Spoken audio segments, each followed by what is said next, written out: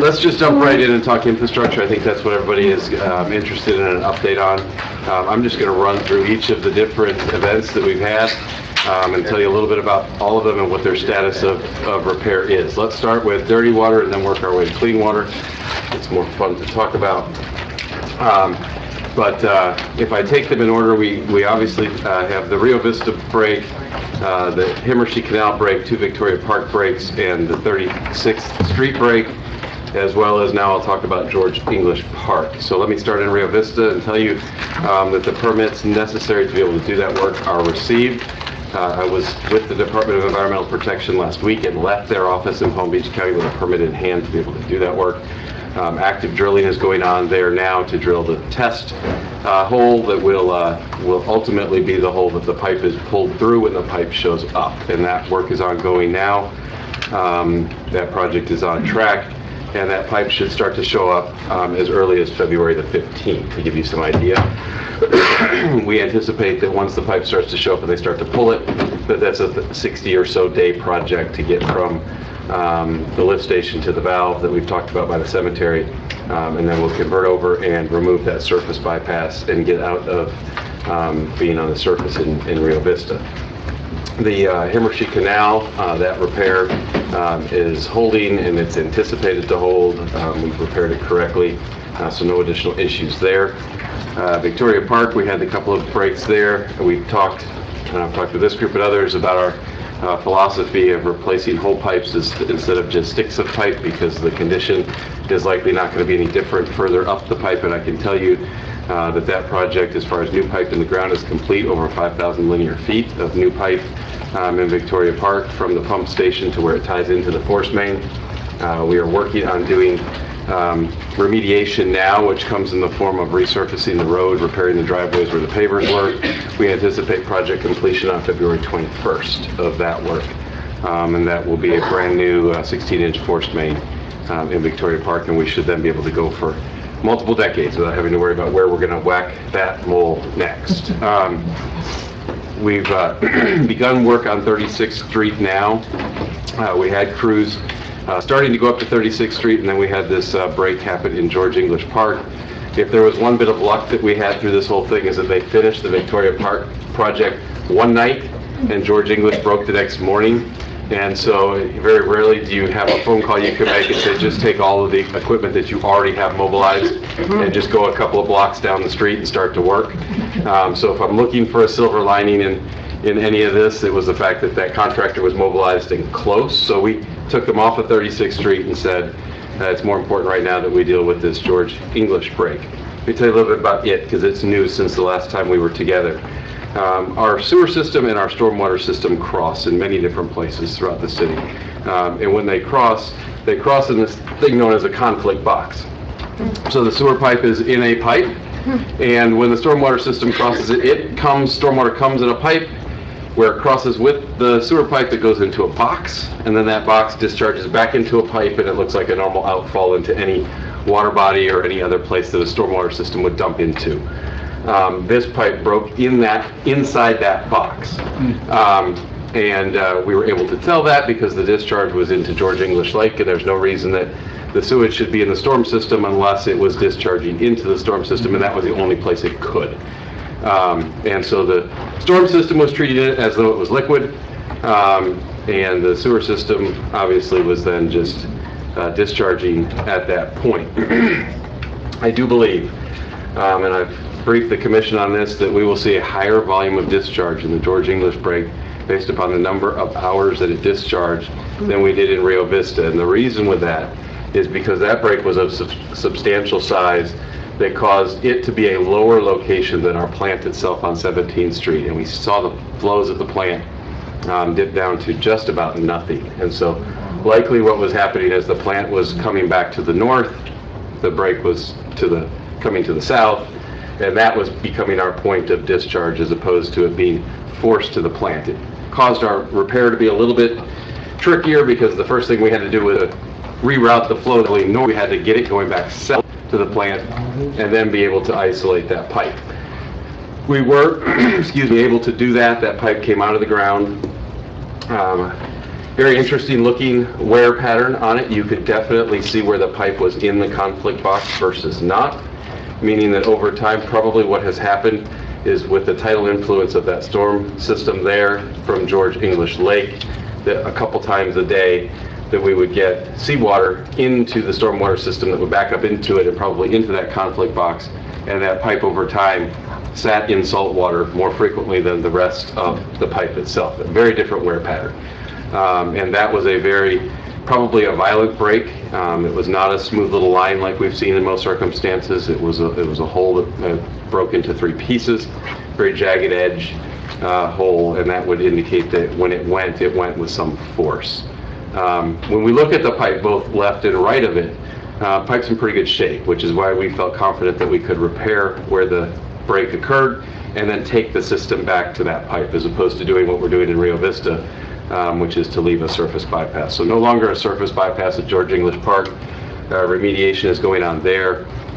We have 13 sampling sites in the waterway for bacteria. As of this morning, 1 of those 13 sites is failing with a failing test result, and it is at the point of entry. So that's usually the last test to be able to right itself, is wherever it's closest to the break. And so at the point of entry is where we still have 1 failing test in George English Lake. That's an update on our sewer breaks. I want to talk a little bit about water as well, because we seem to have been plagued by a couple of those in the last several days. We'll all go back to the fact that we had one on the barrier island, a 16-inch pipe that was on Super Bowl Sunday evening leading into that Monday morning. At some point a couple years ago, somebody attempted to tap into that pipe with a valve for a construction project. We are doing research now as to whether or not that construction project was in fact ours, with the parking deck that's there. And it looks as though the valve that was used, it was just the incorrect installation, and it was never completely secure, because that's a fairly new pipe out there. So it just didn't ring true that that pipe should be the one that would have the failure. We do believe that it revolves around the way that a valve was installed on that pipe a couple years ago. That pipe has been replaced, repaired, back in service, and service restored to the barrier island and all of the places. I believe it was Portofino and Jackson Tower that had the loss of water, loss of pressure. We've had over the last 2 days, 3 days, 3 different, and I'm going to stop short of calling them breaks because they haven't all been. We had a pipe that was installed in 1962 at the base of the North Fork of the New River, about 35 feet under the surface, makes a river crossing.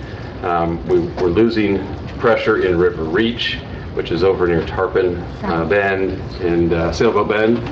I think And South Fork. That's South Fork. River Civic Association area. South Fork, yeah, South Fork. What am I? Of course it's South Fork. So we have sent divers down to that hole. They were able to bring that pipe up. 2 divers working for the past several days. That pipe is now replaced. We're ready to chlorinate it tomorrow morning. We'll start that at 9 o'clock. We have to chlorinate it because anytime you install in the river, you can't allow river water to introduce into your drinking water system. So we'll have about 15 houses affected tomorrow morning. We anticipate for no longer than 30 minutes as we chlorinate that pipe and bring it back in service. And then we'll do some water samples from there. So a little bit of a tricky repair. It was complicated by the fact that it was very dark at 35 feet. Boat traffic through there made the divers occasionally exit the water. But we're to a point now where we believe the fix is done, and we just need to get that pipe energized. We'll start that process tomorrow morning. We had a repair on Bayview Drive in the swale. That was one we found, and so it was touted as another water pipe break. It was in fact a break. It was in fact a leak at the joint of where that service line fed into a fire hydrant. So we found that one, and in order to make the repair, we had to isolate it, which takes the pressure down, and that's what triggered a precautionary boil water notice for that neighborhood on Bayview, a couple of streets. It was a routine repair of a pipe as it connected to a fire hydrant. And then last night, we had one on Cordova Road at 11th that affected the finger aisle of 11th, only that aisle itself. we made an overnight repair. We were notified of it last night. It was repaired by daybreak this morning and back in service, and we'll start the sampling out there tomorrow. So I don't even know how many to count to at this point. What I can tell you though, and I know that there's all the conspiracy theorists out there that say that all of a sudden this is abnormal and there's got to be a connection to all of it. And while I haven't discounted that, what I can tell you about each of the individual breaks is that they're very different. And, you know, when you look at them and say, you know, if we had a consistent theme where they all look like little creases at the bottom of a pipe like Rio Vista, then we could take the argument that it was, you know, sand and other things in the system that were wearing it down over time. These have all been very, very different. And, you know, the George English break, very different than the Rio Vista break, very different than the Victoria Park break. There's not a consistent theme in how the pipes have failed. And so, you know, I haven't been able to, and our folks, our experts, engineers haven't been able to draw a consistent theme between the different events themselves. We continue to just push forward and say that time is of the essence, and we got to get this stuff replaced. I can say that Murphy Pipeline has started the redundant bypass project that we've talked about with the sewer system that's north of Sunrise to the Coral Ridge Country Club. They mobilized and started that yesterday.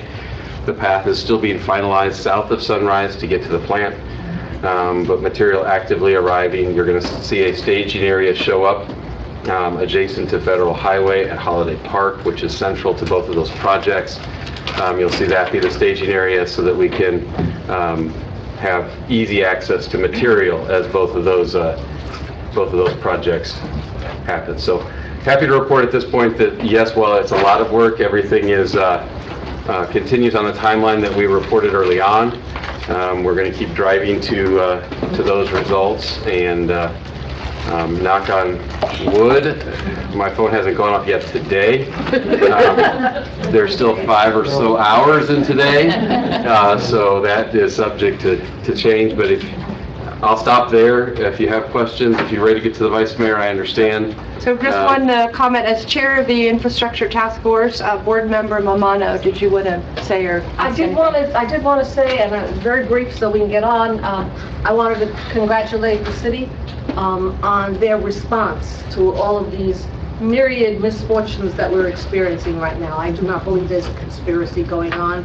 It's just bad fortune that we happen to be in this particular period of time, and your staff, especially the people out on the line and all the other people, have been, I don't know how you've been keeping up with this. It's really been a really great job. And going forward, there's a lot of work to do, but no one can say that you have not risen to the task of dealing with the questions at hand. So congratulations. Great, thank you. Thank you. I saw the oldest pipe with the Bayview pipe was the oldest one. For those that want to have a Trivial Pursuit match at some point, 1951. Wow, that's my age. 1951. So My age. That's hilarious. So I shall not comment then on its age. Just say that it was the oldest one we've seen. So thank you. I'm younger. Do you want to take questions, or is that what you want for tonight? You're Is shaking your that head, okay so- for tonight? And we have kind of an open slot for Mr. Lagerbloom, gonna City keep- Manager, you know, to come back on a regular basis and kind of address issues until some of these high priority problems are fully resolved. So with that, I Great. thank the City Manager again. Now you got the better speaker. Yeah, right. So every month we have invited a different district commissioner to join us, and Commissioner Sorensen had to reschedule because of the sewage pipe repairs. Thank you, Chris. You're very welcome. Commissioner Glassman had to reschedule because of a family health issue. So the first one on the docket that is committed and met his obligation is the wonderful Commissioner Robert McKinzie of District 3. So he's going to give us a little bit of update on what's going on in his neighborhood and entertain questions. I think we're going to request the questions be written down, and we'll pass sheets for people to write down their questions. With that, please help me welcome Commissioner McKinzie. A, thank you for having me. B, you don't have to write them down. I can take questions from the floor. I'm a big boy, and if I don't have an answer, I'm not going to tell you a lie. I'll get you the answer. But I do want to commend our staff. Did a great job. Mayor, I think you echoed it just fabulously in terms of what we have done with these unfortunate sewer blowouts, water, what have you. And I tell people all the time, they're old. Old pipes need to be replaced. We haven't replaced them. We didn't maintain them in the last 10, 11, 12 years. This is a result of that. We're not experiencing anything that no other city has experienced. And I'm just satisfied with the job that the city manager's doing. And those folks out there in those holes, if you ever get a chance to just say hello to them, or even ask them a question, because a lot of people don't understand how these things work. Some of those guys have been around here for 25, 30 years. Some longer than that, they've probably seen the oldest pipe. But a lot of our older public works folks kind of left the city over the last 10 years. So a lot of that knowledge went out the door. We're on our third or fourth city manager. So we're trying to get a grasp on it. We're going to do the markings where we identify where things are. We're going to try to do as many bypasses as we can. So 50 years from now, the next group that experiences this, they can hit a bypass or they can cut a main off until they repair it and then flip it back on. Right now, it's so old, and what we try to do to mitigate it, to get you back working for that night or maybe that week, we do a bypass. When we turn that bypass on, we don't know what's going to happen. So until we replace all of the sewer lines, we're going to have these problems, and I wouldn't be surprised if we left here tonight and doesn't have a break. Until we get it done. I wanted Chris to stay here for this because 2016 we really started experiencing this at George English Park. We had 2 blowouts, and it started this whole thing. A lot of you probably don't remember. I think Dennis Ulmer would know, Lane, Graves. We had Trunk dug up for a whole year. People thought I was going to say no, I didn't want to do it, but that was the first $30-something million of that $200 million bond we drew down. We went up to Trunk, came over around 7th, went up 5th, came down 5th Street as well, went up 2th Street over in front of the museum. We even had the anchor drop. We had a big hole and cones and everything down there. Things in disarray, but look at us now. If you go back to Waterworks 2011, people think Waterworks was a big sewer project. No, it wasn't. It was bringing the Southwest and the Northwest online. So we got a lot of that stuff done on that side. When you think about it, we only got the Southeast and Northeast complete with sewer. And we're getting there. We got to do water lines, some other heavy lifting, but there's going to be some inconveniences along the way. But this is how we get there. Just be patient. What I find out when these breaks happen, I go with each and every one. I don't stand in front of cameras. I don't talk to newspapers. I talk to people. And you'd be surprised at residents when you talk to them, talk with them. They're not the ones complaining. You know, it's a few people that want to stand in front of these cameras, showboat, air climb, or what we want to call it, you know, to get attention to say that something's really, really wrong. We know it's wrong. It's been identified by 3 commissions. We're doing something about it. We're going to do our best. We're going to keep moving forward. I know this commission's committed. The last one I was served on was committed, and I think the one before that was committed. So I don't want to put any blame on anybody. We're moving forward, but we will be dealing, and we will deal with this. If I return to the commission, I'll complete it before I get out of here in 5 years. So Chris, I just want to thank you, your staff, for what you do. And I'm sorry for that impromptu move, but that's what I do sometimes. So thank you, sir. You go on and do what you have to do. Hopefully you go to sleep tonight. This guy's out there 24/7. A lot of times I go out and tell them, listen, go home. You have people that work for you. Let them do it. That's what they do. You standing here doesn't help the situation. So, and we can entertain some of those questions. Some people may want to talk about what I said. We can do that as well. Again, I'm the District 3 Commissioner. Those who are from District 3, you know me, you know my style. I'm really a boots on the ground type of guy. Can you raise your hand if you're District 3? District 3, raise your hand. Kathy, Right, Lane, yeah, Ray. that's great, that's great. Our newest neighborhood that came online 2 years ago. We just love what you're doing over there. I love my new president. We just painted some houses the other day. But I'm a boots on the ground type of guy. Commission meetings, I don't speak very much. But when I do speak, I have something to say. My district is no different than the rest of the city of Fort Lauderdale. I think we want the same things that everybody else wants. I think being born and reared here, I was able to see the evolution of change. I went to St. Anthony's over here on the east side. I grew up in the northwest, so I saw both sides of the city. St. Thomas was my high school, and I saw a lot of things change. Victoria Park was really nice when I went to school over there. Then I saw a period where it wasn't so nice. I saw Melrose, and Melrose Manor was one of the most prominent neighborhoods in this city. You guys know Bob Ebner? Back in the old days?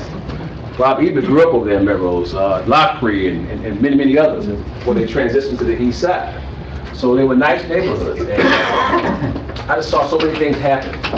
I'm 58 years of age, and at the age of 17, before I went off to college, I saw a lot of this stuff being torn down with a promise to rebuild. Whether it was the commercial corridor on Federal Highway that had Moody Pontiac, had the Dog Map Company. Some of the things you see in Flagler Village now, none of that stuff really was there, other than the Mass District. Those buildings were there, but different uses and purposes. I'm glad they saved that piece. And the Mass District now is beautiful, and I want to thank the folks that were involved in that, the planning, the patience to get to where we are. And the same thing happened, Lauderdale Manors.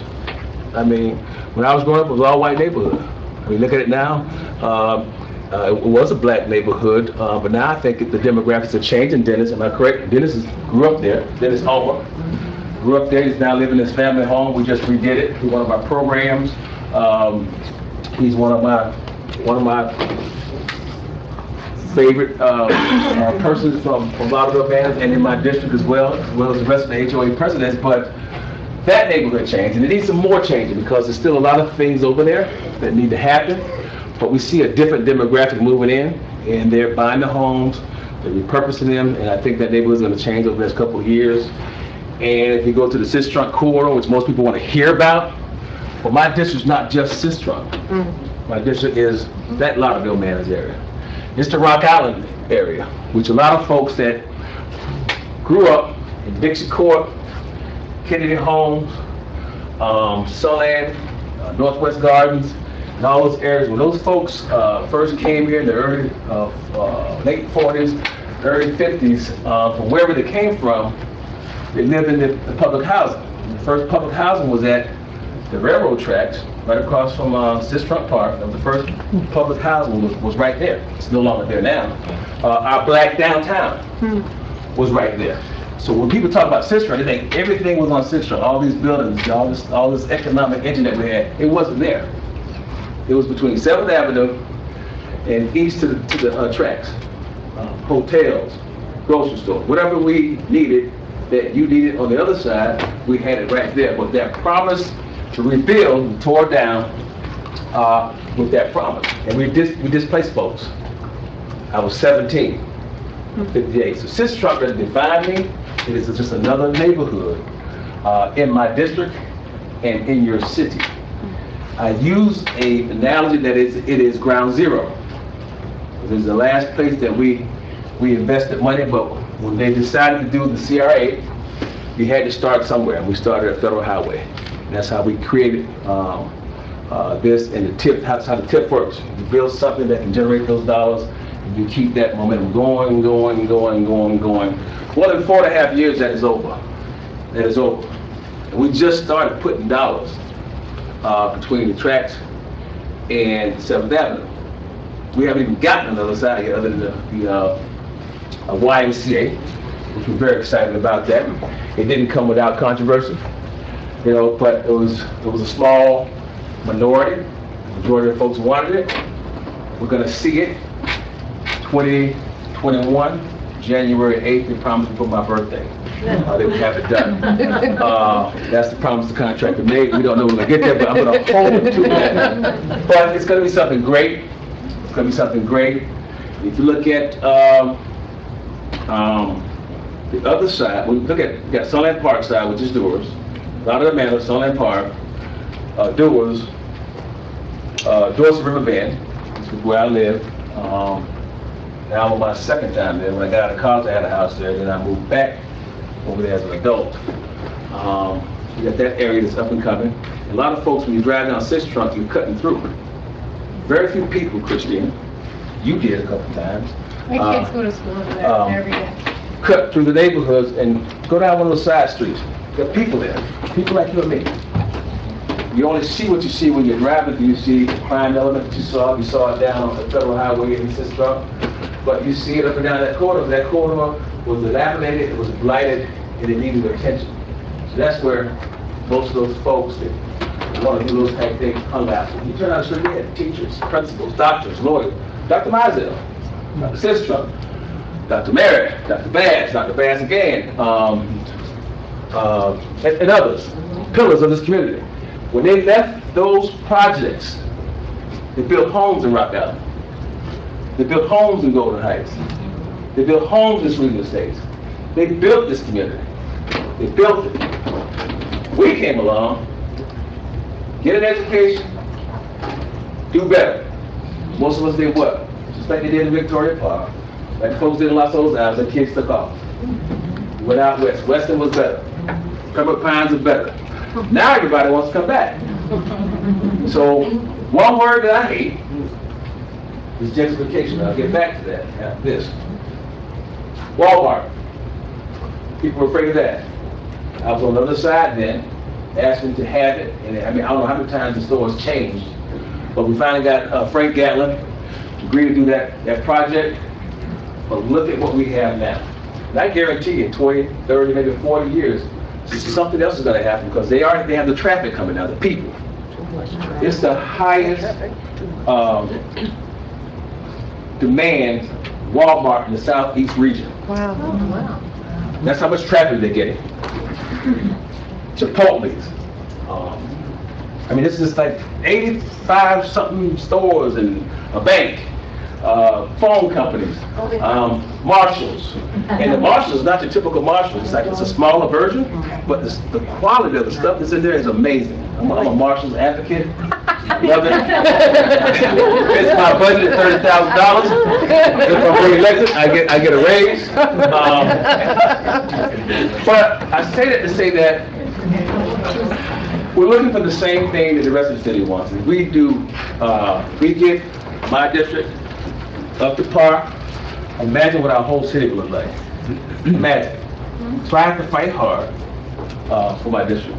Sometimes it's controversial, but if you don't know the history of what I'm fighting for and how many commissioners ago it was and what their dreams were and what they were trying to do, but one, we grabbed them right at first, Carlton Moore the second, we had an interim, and then we had Bobby DeVos, and we have me. Look at how far we've come. That is less than a tenth of what is happening in the whole city. But we're there. We're at the tipping point. A lot of people keep saying displacement and gentrification. I don't believe the word gentrification, other than the definition that's in the dictionary.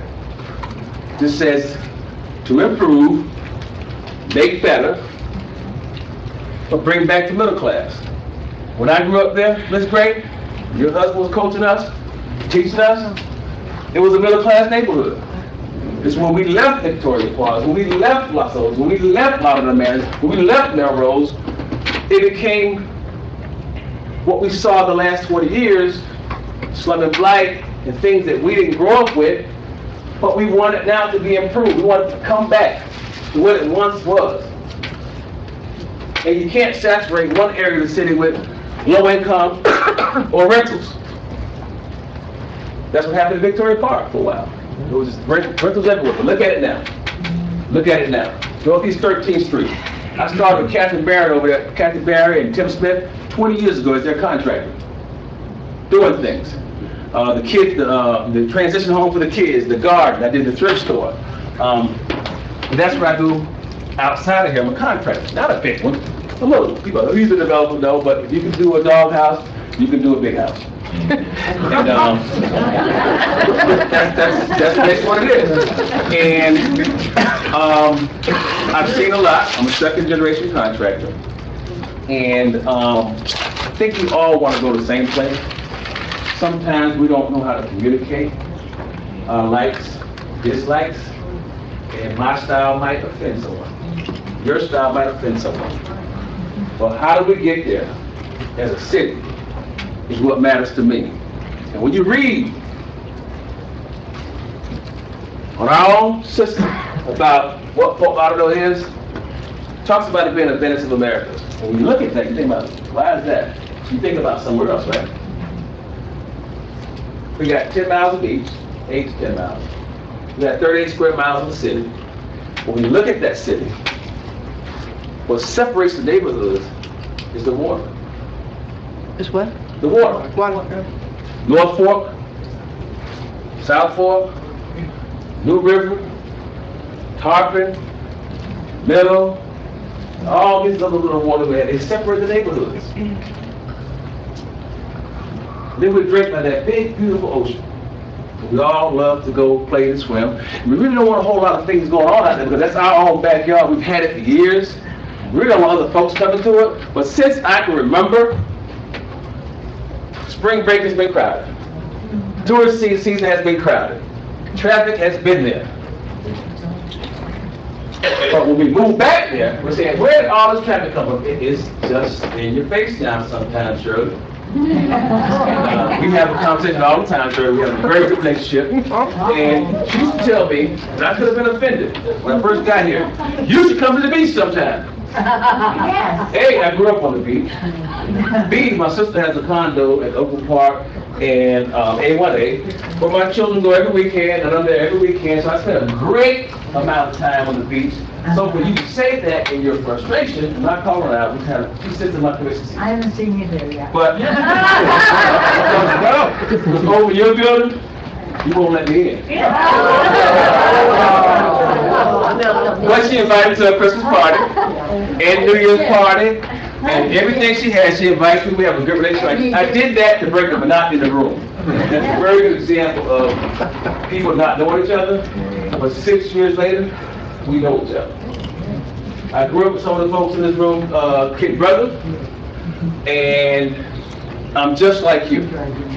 I like cold beer too. I like nice sandwiches, I like nice food, I like nice cars, I like nice things. So sometimes how we communicate with each other is our difference. But if I haven't walked in your shoes, if I haven't lived in your neighborhood, then I don't know a whole lot about you, or your culture, or how things work. I've lived in the Southwest, I've lived in the Northwest, I lived in the East. I mean, I lived all over the city. So I know a lot more than most. And I was born and raised here. I kind of caught the tail end of the bad times here in Fort Lauderdale. The bad times. I was born in '62. So I saw signs that said colored water fountains. And I was at St. Anthony, so I didn't experience what my other friends experienced. My parents protected me. You know, they gave me something better. So I saw more. But Fort Lauderdale has changed a lot. It went both ways. It went both ways. There was a time we had to stay between those two tracks. And after a certain hour, your mother was going to clean someone's home. When she didn't get back in time, she got a rap from Fort Lauderdale's finest. And that's how those days were. I'm 58 now. 58 now. Things are a little different. We can do a little better. We do a lot better. We have to understand each other. Wants, needs, perspectives. And quite often I'm asked the question, what do you want in the district? The same thing that everybody else wants in the city. And I've seen it all come to fruition. I really love what's going on Northeast 13th Street now. It's beginning to grow. We're doing some great things over on Mike. I come to ribbon cuttings all over the city. And we did it as a group with the last commission. This commission, we do it a little differently, but I still show up when I'm invited, wherever you need me to be, because I believe in Fort Lauderdale. I'm not just a representative of District 3, I'm a representative of each and every one in this room, considered Fort Lauderdale. My office is, you have my number, call me anytime. You just can't ask me in the streets, colleague, to come somewhere on November 15th, because I don't have my calendar. Call my office. Tracy and LaVonna will be more than happy to pencil me in if I'm not in Orlando playing golf. Because I like golf too. But I would stop there. I think I gave you enough about my district. I really want to answer questions. I see some looks in here like, hey, this guy might be blowing smoke. Why don't you just shed some light? But I'm here to answer any questions. And maybe you want to know, how do I think? What do I think? Now, everybody knows I'm pro-development. But I also think how we do it, it's got to be smart. And how we get there. You know, it takes all of us to get there. And I do my homework in the meetings, so I don't need folks telling me that here's something that's not true. You know, you give it to me prior to, let me add it to my homework, and I'll fact check it and make sure I have the facts before I present something. And I bet every project with my district, nothing that's coming to my district that I don't take to them and see whether or not they like it or not, and 99.8% of the time they want it. So that's my district in a nutshell. Go over these. So we've actually got submitted questions from neighborhoods. I don't care how you do it. So we'll start with these and then we'll open it up, okay? Okay, let's do it. So Rock Island and Historic Dorsey Bend have questions about traffic. Historic Dorsey River Bend. Sorry, sir. Historic Dorsey River Bend. Both questions related to traffic control. Maybe talk a little bit about how transportation plans fit into your neighborhood, because the next question from Rock Island has to do with the trolley. Okay. And extending access into Rock Island and to River Gardens and Sweeting Estates. Okay, for those folks that live in my district, in particular Mr. Lane, Kathy, Greg, who am I missing? Gerald, and who's new?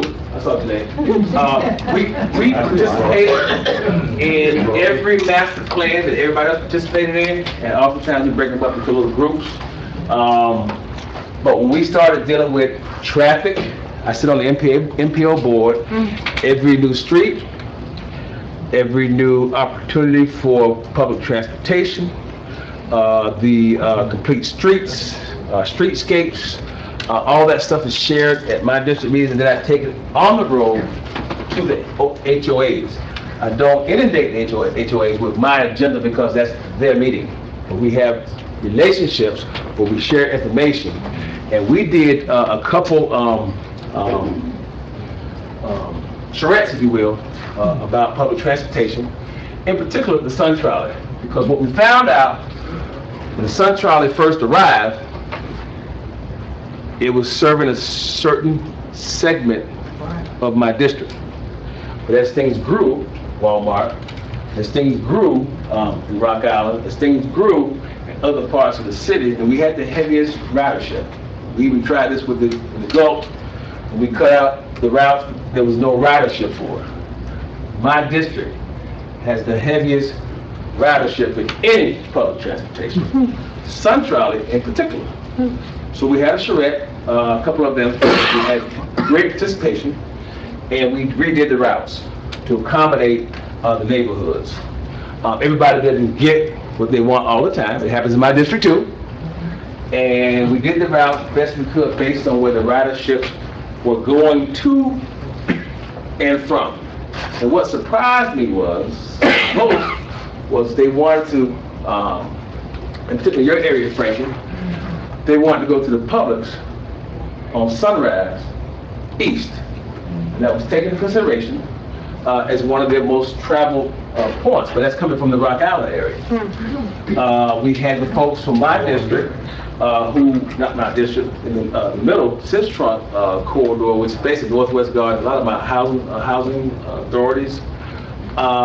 They were going the Broward Boulevard corridor, and they were going out to the Broward Mall.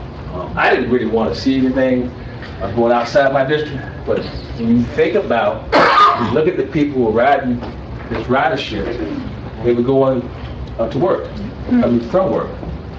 And that's one of the hubs where they make their transfers to go to other places. So after understanding that, I was more sensitive to it, but it just wasn't me.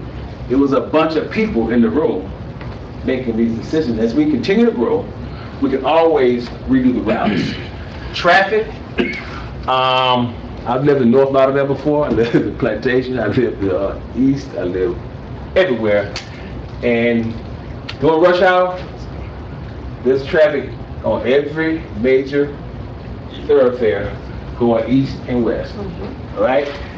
In the morning to 9 o'clock, afternoon about 7 o'clock, 441, Madhouse, Commercial, Prospect, Oakland, Sunrise, Davie, 84. I mean, they're just clogged. But what I do realize is I walk every day, almost the whole city, and I drive a little golf cart. And at night, between 7, maybe 7:30 on, I can go out here by the courthouse, Andrews, by Public, and just lay in the middle of the road. For as long as I want. I probably could sleep a little bit, just and dodge a few cars, but there's really no traffic. When we think about what we're doing with this density, it is designed to get people out of cars. Those folks aren't getting in cars anymore. They walk across the street, they're Ubering, they were trying to do the scooters, but some people have a problem with scooters. I don't have a problem with scooters. I don't get it. My kids do. I cannot legislate bad behavior. My son broke his arm 2 years ago at the MLK Day. We're downtown at the Esplanade Park, and he took his scooter, him and his cousin, from the east side, and he take a scooter up to the top of the Performing Arts Center, and they're racing down the driveway. I'm over there speaking. And cops and fire, that's my kids, so let him kill himself, right? So they let him, and no other kids can do this, but my kid and his cousins. And they're racing up and down this freaking driveway, and he wipes out, he has a metal plate in his arm right now today. Wow. But he's a kid. These kids do. And I don't get on them. I've been out to Denver, I've been to all these public transportation things we go to all over. I don't demonstrate them.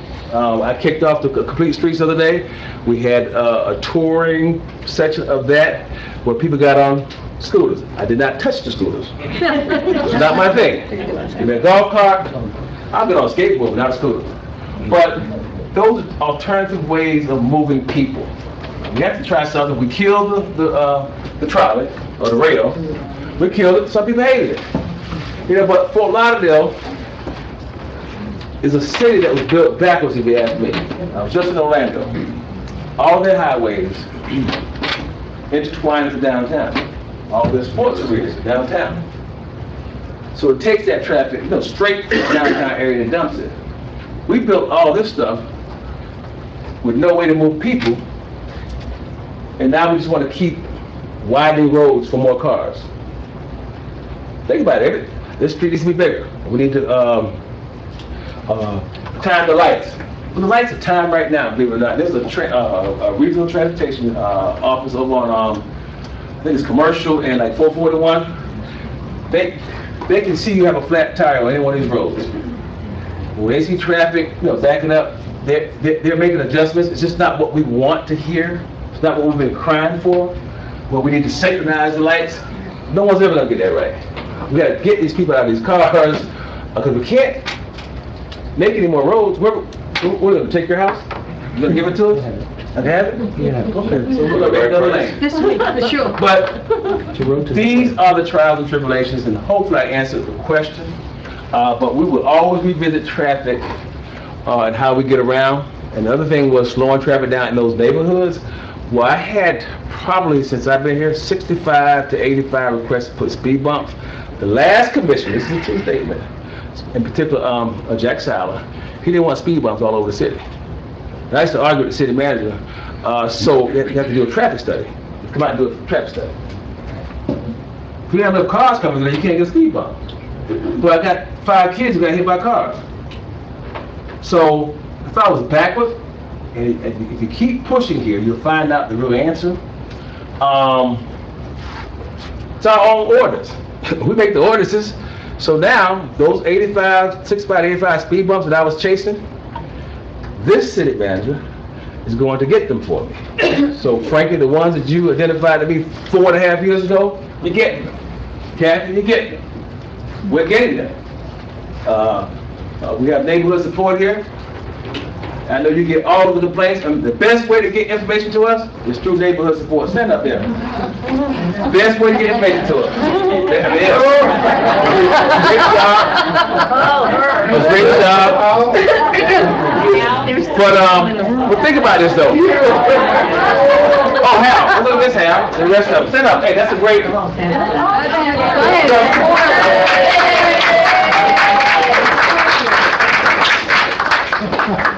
This law serve and this Q thing we got, trust me, I call neighborhood support and get what I need. And I really appreciate you for that, because this was not, we didn't practice this. We just happened to be in the room. But listen, they got a lot of information there. They track a lot of things and they can help you out. So hopefully I answered the questions. Frankie, did I answer your question?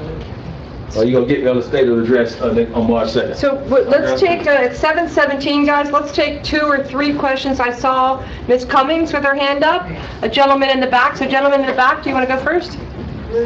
Gentlemen in the back. Presidents are calling for moratorium on new building because of the infrastructure problems. And we know if we put moratoriums, it drives up housing costs, especially with low-income housing. What are your thoughts on if that happens, how we can prevent it from impeding on redevelopment or development of areas that really need revitalization, especially in your district? I think if a moratorium happens, it's going to be detrimental to development. Detrimental to what we've been building for all these years. And I always like to tell this story. When the first settlers came over here, they fought with some Indians over there, fought those out, right? And we built 3 forts. That was in the 1800s, right? Can you find a fort today? So we've been redeveloping since the beginning of the time, whether it's in Fort Lauderdale or whether it's on the other side of the world. It's inevitable. How and where you want it to go is a collaborative effort to stop what we're doing now. I think it will be detrimental, but that's my opinion.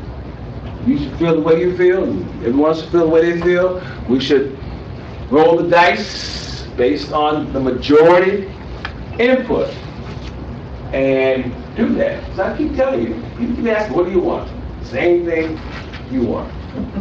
I don't have 5,000 units.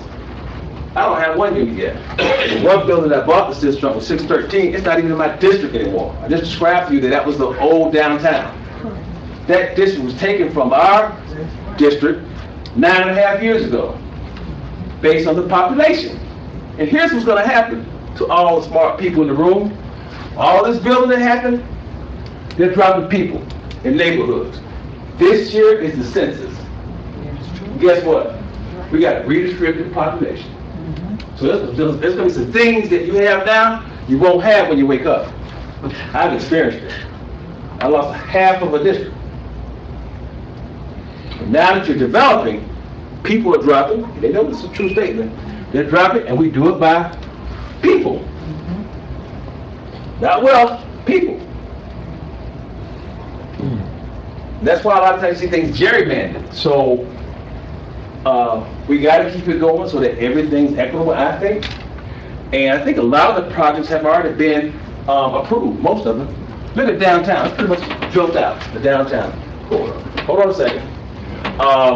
No one's fussing about Flag of the Village getting in the buildings because they like what's going on over there.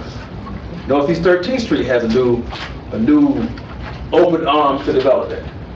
You know, there's certain areas people don't want to see certain things in, but I was at the Mass District a couple days ago. What's over there is exciting. Now, I think if that project at Sears don't get built, listen, I'm only one vote.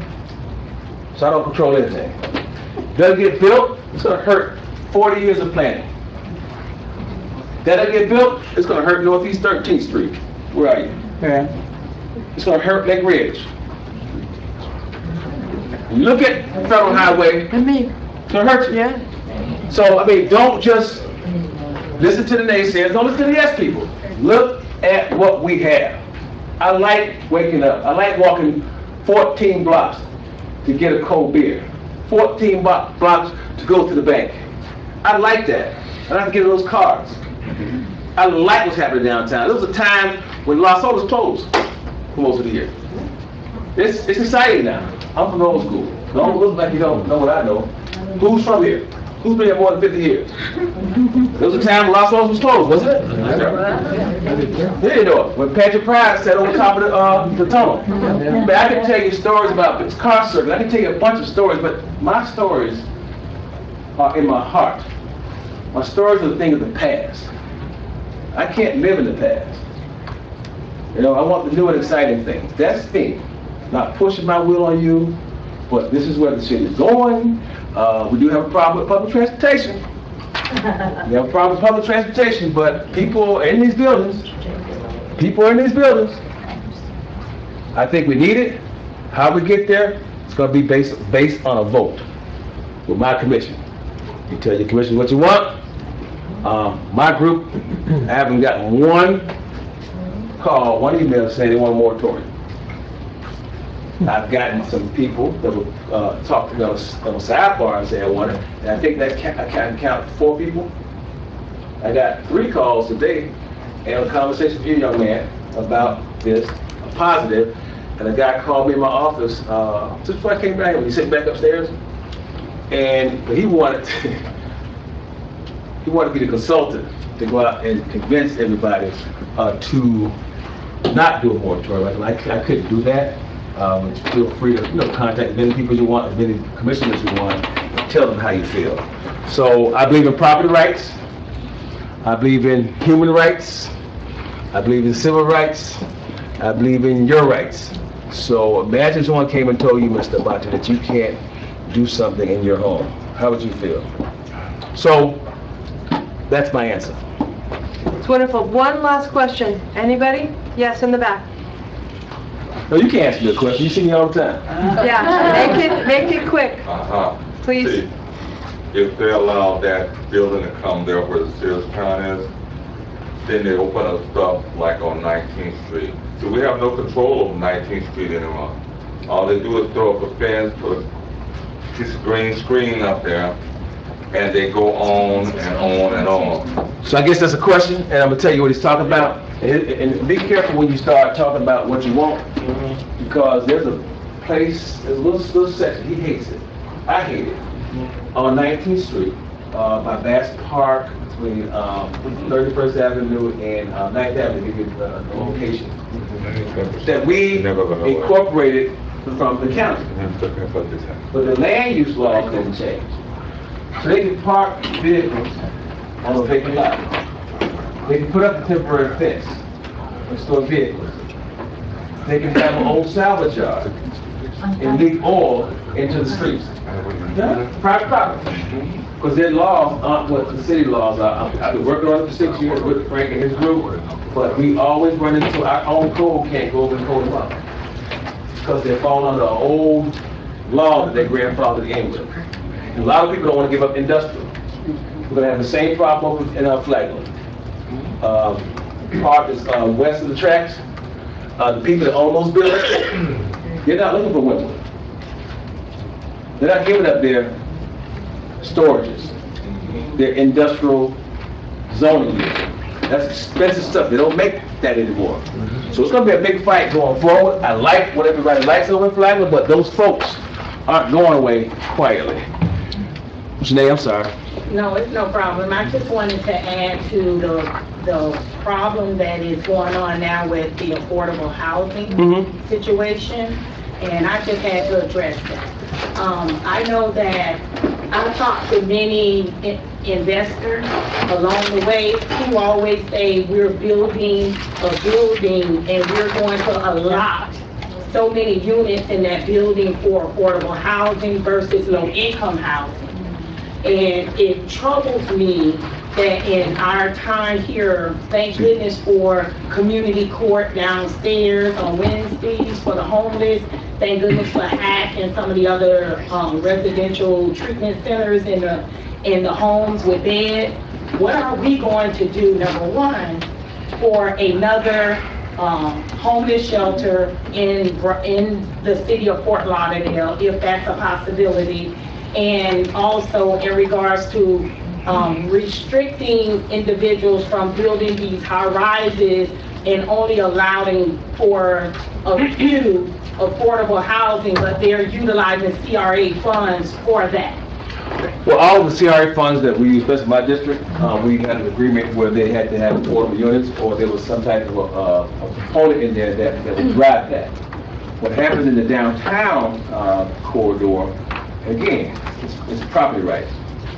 The developers have opted out of doing the low income. The affordable, they pay into this pool in lieu of, and because we haven't held their feet to the fire, we are where we are. I have the highest population of low income and affordable housing in my district. And you know, I don't want it anymore. It's time for me to get some market value. Because you can't do that. That's how you run a neighborhood. But this commission is supposed to be committed to that, but we haven't done one project yet. But we did do the one with the Housing Authority out on Davie Boulevard, 441, where we gave them acres and acres we have to do some more low-income, affordable units. No one's going to do it, especially when they have an option. Not just us. We got to go to the state and the county, you know, when they're opting out of these programs to do these things. But we do have some affordable units right at Andrews and 6th Street, those first two buildings, low income. One across the street is proposed by the county. The county is low income. The one that Hooper just proposed, and we were going to give them $5 million of CRA money, was all low income. But they didn't get the tax credits in the lottery that they needed, so that $5 million is back on the table. But anyone that wants to do it in the next 4.5 years in the CRA square, we have money for you to do that. But most people opt out of that. Wow, cool. And the homeless situation is plain and simple. We have a lot for the homeless. Those that want help will get help, and we can capture them through our own investigative services and get them the help they need. The people that you see on the corners every day that we rush out from Broward County Library, they don't want help. The ones you see over there behind Salvation Army, they don't want help. But I go every morning, especially behind Salvation Army with the police, and we offer help and we offer a ride. We cannot take this lying down. They will run over you and all your rights, the ones that are on these street corners. The ones at the gas station, 7th Avenue and Broward Boulevard, I deal with them every day. I push the fence out, I close the alley off.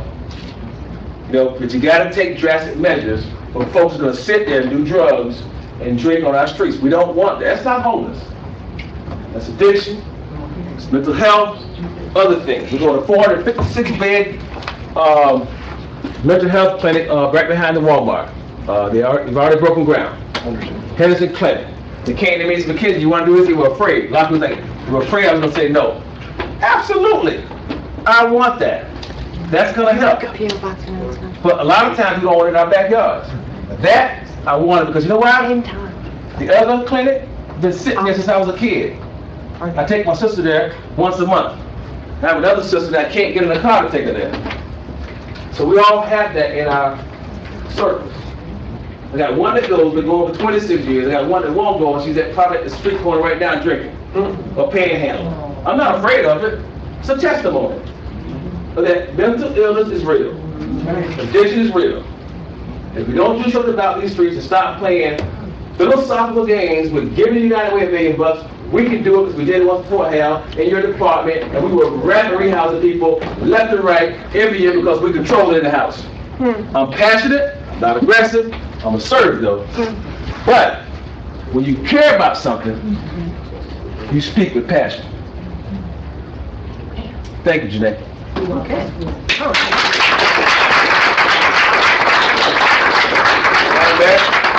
So, thank you very much. Anytime I come do it, I love this, and trust me, please feel free to call my office and we can have one-on-ones or whatever you want to do, except Frankie. No,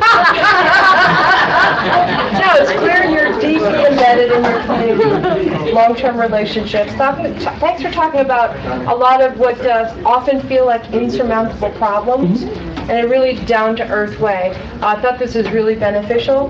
Can we please thank Commissioner McKinzie one last time?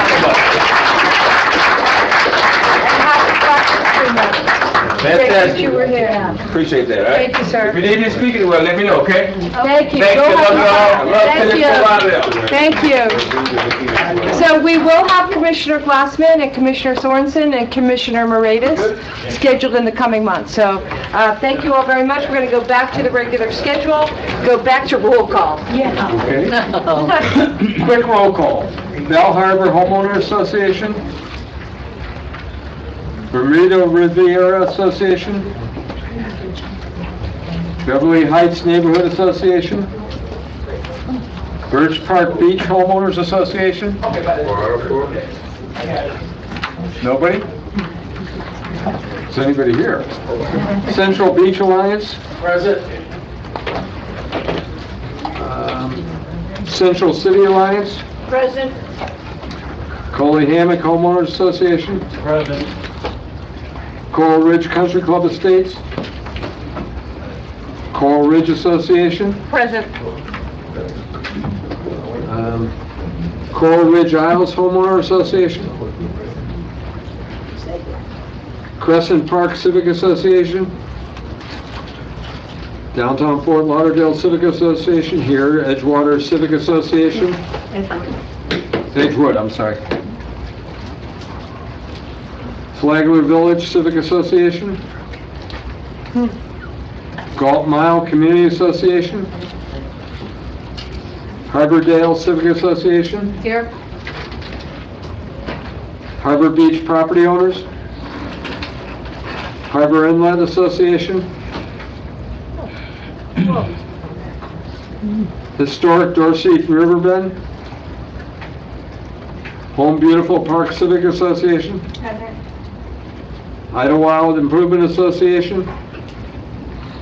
Yes. Yes? Oh. Okay, please speak rather than just wave, so we know. Imperial Point Association. Here.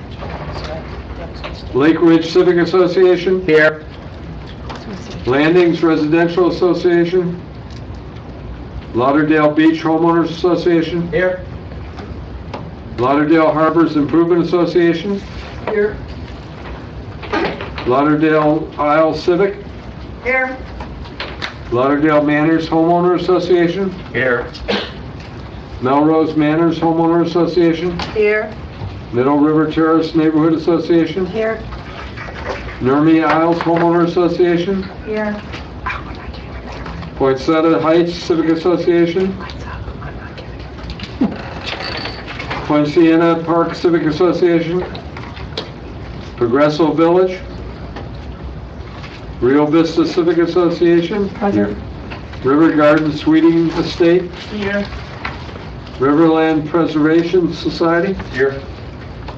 River Oak Civic Association. Present. Riverside Park Residents Association. Here.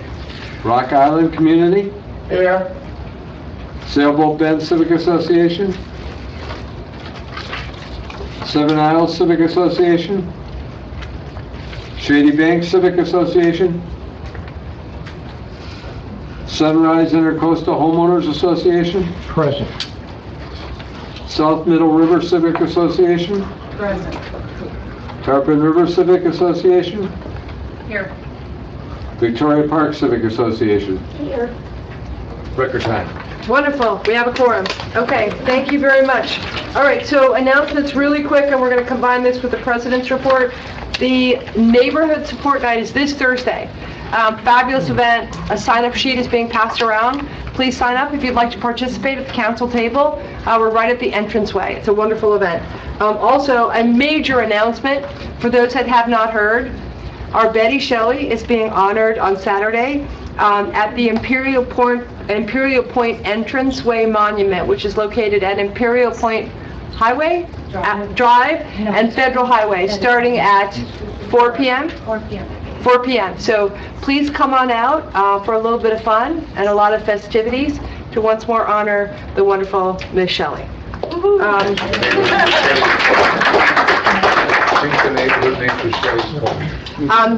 The council sent out the two communication that we voted on last month. One was in support of the hybrid stormwater rate methodology. As you recall, 3 neighborhoods voted against it. Commissioners are curious about why, so we may have a conversation about that offline, feedback in terms of what was the objection to the hybrid methodology, which is more efficient for residents. Secondly, the short-term vacation rental, most of you know that is looking like it's going to pass. There was a meeting this morning, another committee meeting to review it. Representative Chip LaMarca has made it quite clear that he is available to any and all conversations about this. He's one of the few Republicans that voted in opposition. And just to be clear, what this is this takes away our ability locally to manage and regulate Airbnb and other kinds of vacation rentals. A year ago, there was an article that stipulated that vacation rentals contributed $27 billion to the Florida economy. So it's great economic impact. That was known a year ago, and the state voted against it, legislation. This year, looks like it's going to go through. Do you know what's changed? The amount that Airbnb has donated to the legislature. They've donated almost $1 million. There was an article that Board Member Curie forwarded me. It's in the Orlando Sentinel yesterday. I encourage you to look at it. But with the economic impact, the efficiency that this is going to provide on the vacation rental side, it does look, unfortunately, like it's a done deal. So we will walk that out and continue looking at it. But just an update. We did send our objection to the committee leads as a Florida Senate and House. D&O insurance. So Commissioner Bolin from Oakland Park, who is very happy to come back anytime we'd like her to. She spoke at the December meeting about running your own HOA and doing it well and within guidelines, and she suggested very strongly that we each have D&O insurance. So one of the thoughts, really, I think, wonderful recommendations that somebody had was, why don't we all get D&O insurance? And then it's more efficient, right? And you get D&O insurance, and you get D&O insurance, and we have a D&O insurance for 40 or 50 neighborhoods at one time. Guess what? That the insurance company doesn't like that, because at the end of the day, it's insurance for individual HOAs. So it's just as much work for them as if it were a big organization. There's no efficiency for them to give it to 50 organizations at a time. There is, and we as a council have not made a decision that we're going to buy it quite yet. We haven't voted on it as a board. I think we have varying viewpoints on it. But just so you know, we don't have a good deal to offer you at this point.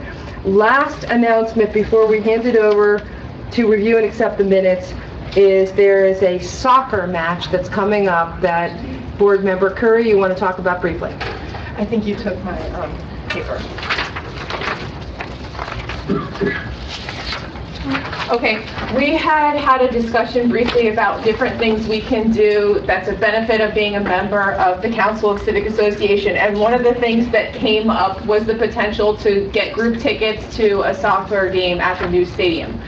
So I've been in touch with the contact there, and we have the option.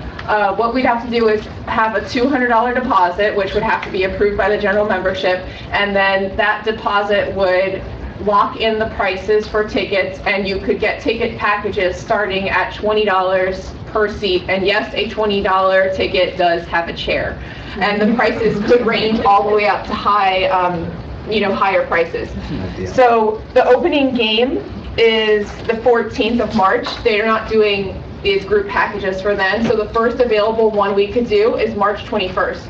But before I do anything else on this, we need to kind of see what the feel is on the room, if anybody is interested in group tickets to the soccer game with us as a group. Show of hands, who would like to maybe attend or bring members of your family or neighborhood residents?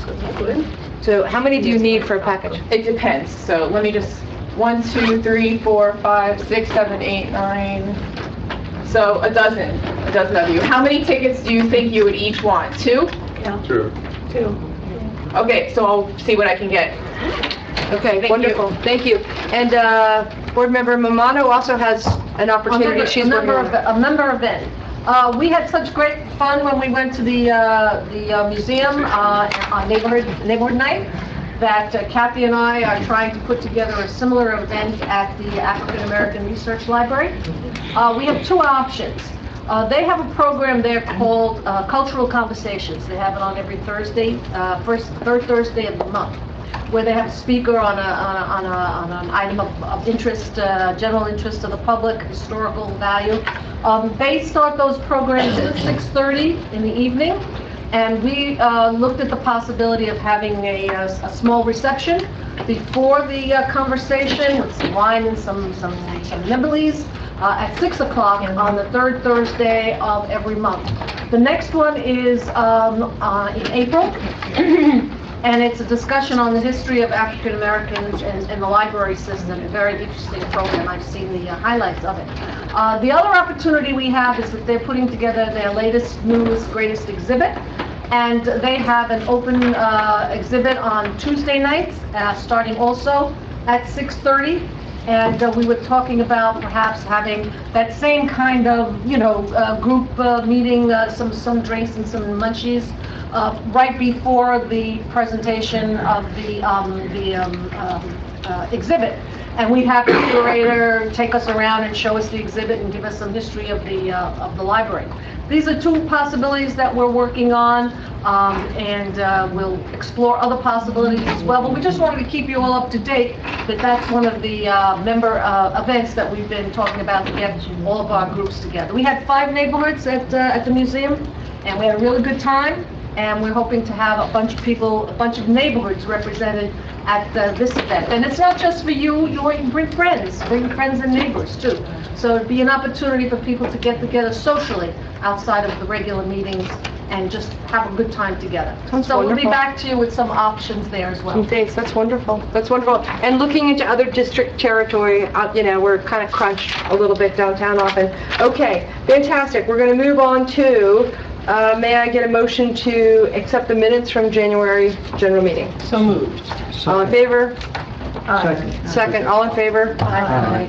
Thank you, motion, they're approved, thank you very much. All right, police fire report, we do not have law enforcement here, so we will pass on that. President's reports we've done, treasurer's report. Okay, folks, we're almost halfway through February, and show of hands of who sent checks in. I know I got a couple checks tonight, but when you send the checks, or give the treasurer a check, we really need to have this form filled out. It's really important because this updates our database. Without this, we're not really sure who's running the show in your neighborhood, or maybe you changed your email and we're not communicating with you. So this is really, really important. This is good. This is better. Okay? And you can both you can do both electronically now, correct? I'm just, yeah, Okay, right, sorry. All right. So, you can send a check, or you can use PayPal. And a lot of banks offer electronic checks, so you could do that too, so you don't have to handwrite a check. Probably many associations don't have that capability in their checking account, or they have to have numerous people sign it. Every neighborhood's going to be different. But take advantage of PayPal and the resources that are available so you can get your checks in. I think one of the big issues is, as this drags on throughout the year, it's more work for those people that are trying to account for that and post it. If we can get it all done early in the year, it just takes an extra burden off all of the volunteers that are working on that particular topic. And if you have the ability, you can scan and PDF the form as well, the You completed can form. do that too, right? So there's a lot of easy ways to take care of that payment. Calendar Post year? office. Is it calendar year membership, January 1st through, that's the... April. Oh, no. You're shaking my head, yes. It's hard to keep track. So it's actually not due, it's not due to it. Well, we're trying to... So you didn't have any forms tonight, did you? No. Did anybody mail a check in and get it back? Because we had an issue with the post office box. Nobody? Okay, that's good news. Our banking account really hasn't been any change because we haven't gotten any checks. So there's been no deposits and there's minimal withdrawals. So our current checking account balance, that's our working capital, is $6,135.37. Our CD is at $5,074, and that's our treasurer's report for tonight. Fantastic, thank you so much. Membership report, I think Christine. I'm gonna do this one. Okay. Okay, so the membership report, I'll be quick. There's an updated membership form online. One of the things that it says on there is, when did your neighborhood association name the person who's going to be the designated rep and the alternate? This is just so that you can make sure you have somebody who's actually participating. The other reminder that I want to make is that when your board makes the decision as to who's going to be the designated rep and the alternate for your neighborhood, you need to keep in mind that for somebody to be eligible to sit on this board, they have to be a designated rep or alt from a neighborhood association. So if somebody decides they don't like somebody anymore and they get rid of her and they're on our board, that means we're going to have to do a special election to replace it. So please make your choices wisely, because you've got to have the eligibility here. Thank you. Okay, all right. Any questions on any of that before we get to our presentations? All right, 2 presentations tonight, then special elections, and then just a reminder about upcoming events. So without further ado, the wonderful fellow, Mr. Keith Farrell, is going to talk about neighborhood recognition, the new processes, and I hear it's being announced all over town, GYR meetings, etc. So. Yeah, I did talk about it last night. Please help me welcome Keith. It's Keith. I'm with the Office of Neighbor Support. This should hopefully just take no more than 10 minutes. But there are some new presidents here, and there are some presidents that have run their HOAs for many years, so bear with me. I do want to try to be thorough and make sure I get all your questions answered. This is the revamped neighborhood recognition program. It used to be run through the Commission's office, and starting this year is being run through the Office of Neighbor Support. We are a little delayed in launching the program just because we wanted to try to streamline it a little bit, put it online, make it a little easier on your end so it's not as cumbersome. You used to only be able to complete this by snail mail. The recognition program sort of serves just 2 purposes. The first is just to make sure that the city has the most up-to-date contact information for your HOA, as well as the most up-to-date information about when your HOA meets, so that we can send police officers, code enforcers, neighbor support can come, the commission can come, just so that we got people coming to your association on a regular basis and having conversations with you. The other purpose is we put whatever information you'd like us to on our website, so we can help start driving people that are new to the city, that are coming through the website to your associations, and hopefully helping to grow your organizations as well. You can get to the application 2 ways. The easiest way actually is when you get on the landing page to go to neighbors, and then there'll be a drop down with a bunch of options. One of the options is the Office of Neighbor Support. You click the Office of Neighbor Support, and then you see the 2 dozen or so programs that our office runs. One of them will be the Neighborhood Recognition Program, and you can click on that, and that will bring you to the landing page, and you'll get access to the application. There's a number of benefits to participating. First, I just want to say that it's absolutely free, so there are no charges associated with being a recognized neighborhood in accordance with the city. I won't read through all of these, I'll just highlight a couple of them. 1, we do, again, put your information online to help drive people to your meetings. 2, you get a parking pass for the city for your association that either you as president can use or your member can use whenever you're coming to do city business, so you don't have to pay for a meter. The other thing is that we do offer some complimentary printing through the Office of Neighbor Support. We have a pool of money to do that for special events that your association is hosting. And then you become... Including yard signs. Including yard signs, thanks. Yeah, including yard signs. And then you're also eligible to be a voting member although you have to go through a separate registration process on CFLCA, and you're also eligible for Green Your Routine, that program where you can earn money from the city for your neighborhood. So there are a number of benefits to participating, and it's a fairly simple process. I've already gotten a number of applications in, and one of the data points that I see is how long it takes to complete the application. It's taken on average between 10 and 12 minutes to complete, so it's not an arduous process. It's pretty simple. What we ask for on the application is just the main contact person completing it, your leadership team, which we've simplified that to just be your president and vice president. If that has not changed since the previous year, you can leave that blank. A copy of your association's bylaws, a copy of recent meeting minutes, just so that we know that you are meeting as an association. Any website information that you want us to share, social media, things like that, you can share as much or as little as you'd like. And then this is the one new thing we've added. We've just asked for 3 issues that your association is dealing with, so that we can just start to gather some data as a city and use that to try to address and pass that along to city manager and the commission. The application is due by March 1st.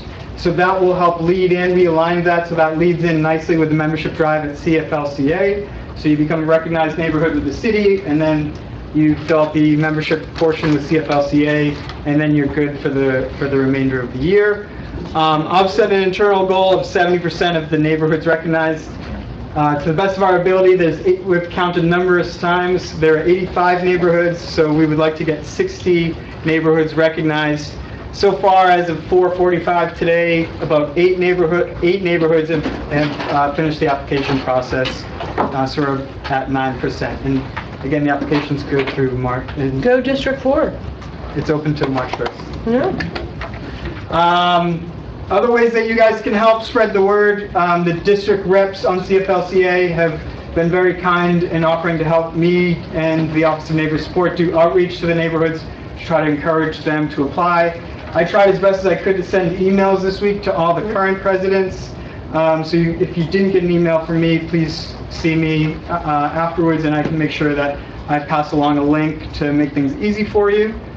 And the only other thing I would say is that there has been at least 2 neighborhoods that I've heard of that felt like they submitted, and I didn't receive the application on the back end. So 2 things I would ask of you to do. I know the applications work because I've tested it myself, and I've received a number of applications coming through, so it does work. I don't think it's a technical issue. But there is an option at the very bottom of the application that says check this box if you would like a copy of your application sent to your email. So please do that, so that way it gets sent to you, and then if I claim I don't have it, you can just forward it along to me and I'll have all the information. The other thing that you can always do is when you complete it, just shoot me a quick email and let me know that you submitted it so I can make sure that I did in fact receive it. And again, it only takes about 10 minutes to complete, so it's not too lengthy and hopefully not too cumbersome of a process. Any questions? Yeah, Christine. Once somebody submits it online, when do we expect to get new parking passes? All right, that's a good question.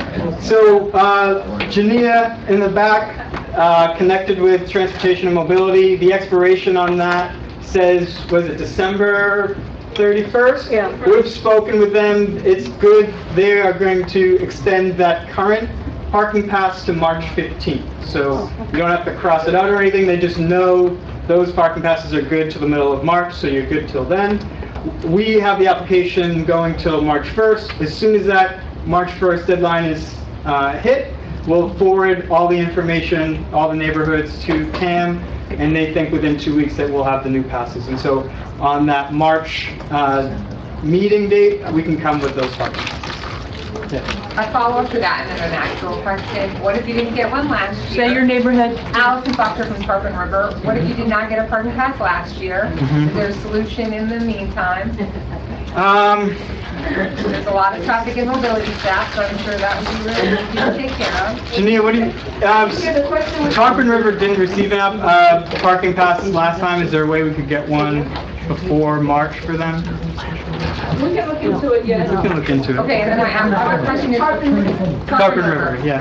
Regarding the NCIP points, is that in the budget this year for us to be able to cash those out for cash? It's currently in maintenance mode at the moment.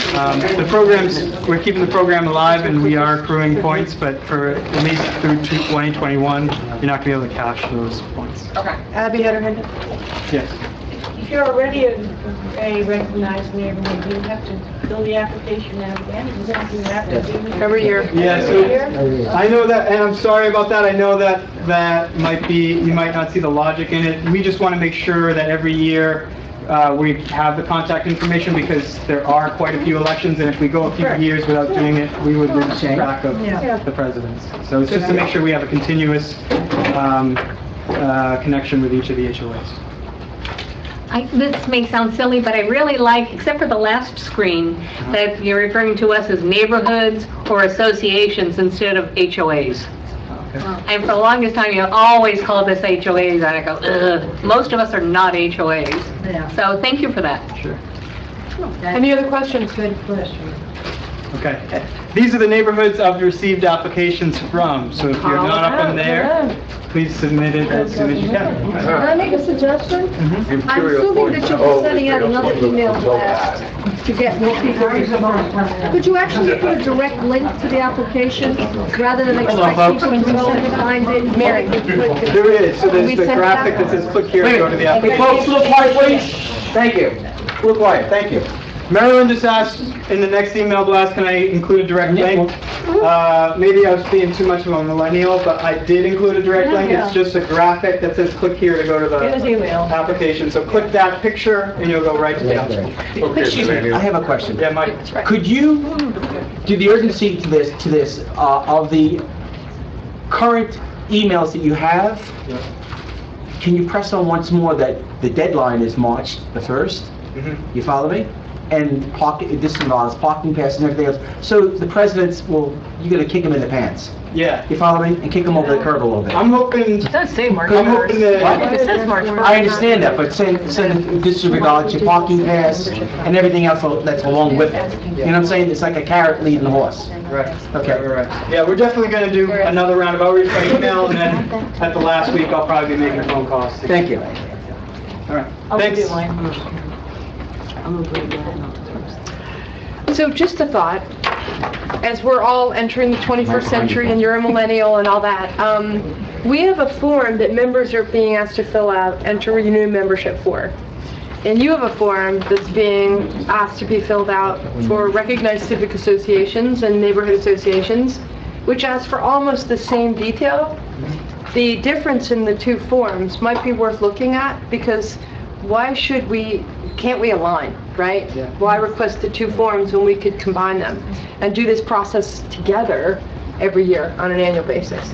So that's to be explored. I'd be happy to come back to the board meeting. Okay. But not for now. For now. No, it's keep doing it. Okay. All right. Fantastic presentation. Thank you very much, Keith, as well. All right. So now I'm very excited to present board member Mr. Concanon, who was one of the residents, and I know Ms. Mamano was there as well. Who else went to Safe Street Summits? Oh, fantastic. And who in the back? I can't see who that is. Riverside. Awesome. That's great. A member of my board was there. A member of your board. Yeah, Rose Mather. So not as many as I think could have been there, but apparently it was a fantastic conference. Miss Abby Laughlin from Central City Alliance was actually one of the featured speakers and panelists talking about developments on Northeast 13th. And so we have requested that Mr. Concanon provide an overview of basically a day and a half of experience in about 10 minutes. So it's like Chris talking about everything in 10. He's doing the same thing. So please Talk really, really fast, so listen to me very, very carefully. please help me welcome Jim. Thank you, Colleen. I want to say, first I want to thank the Mass District for supporting and sponsoring the council and myself, our attendance. And I'd also like to acknowledge Abby, who's done a fantastic job on 13th Street, and we'll talk about that during the presentation. But Abby won an award. The whole team won an award, and I think that that's really noteworthy. So a little... Yay! Hometown crowd wins. Yep. So, great conference. It was a summit. It was a lot different than last year's transportation summit. But what we tried to do in this event was get a lot of planners. I'm just going to move to the next slide because it talks about that. So who attended? There were urban planners. There were traffic engineers, government officials. There was a number of commissioners there. There were some mayors there from all over, all the way from Vero Beach down to the Keys. Question? I am so sorry. I neglected to point out that Miss Allison from Tarpon River was also a featured panelist. And did you also win an award? But you were a speaker about neighborhood initiatives, mobility plan. So congratulations to you as well. I'm sorry, Right. So why did people go to this event? Why was it so important? Because remember, it drew people from all over the region and the United States, actually North America, because this is a common issue. We all have problems with streets and safety and traffic. Why would you go to this? To learn where we are now, what are the technological advantages that are being presented, and what do we do to move forward to create safe streets? The organizations that were involved were Miami-Dade Planning, that's the TPO, the MPO, I think we've had some speakers from the Broward Metropolitan Planning Organization, and the Palm Beach Transportation Planning Agency. Why is that important? Because what happens in one community impacts another. So the theme was Vision 2020, bringing a focus on building and implementing a collective regional vision for, now this is the important part, which is why I highlighted it, better streets, better communities, and then I think really the underlying theme for this whole summit was a better life for all residents. We're going to talk about that.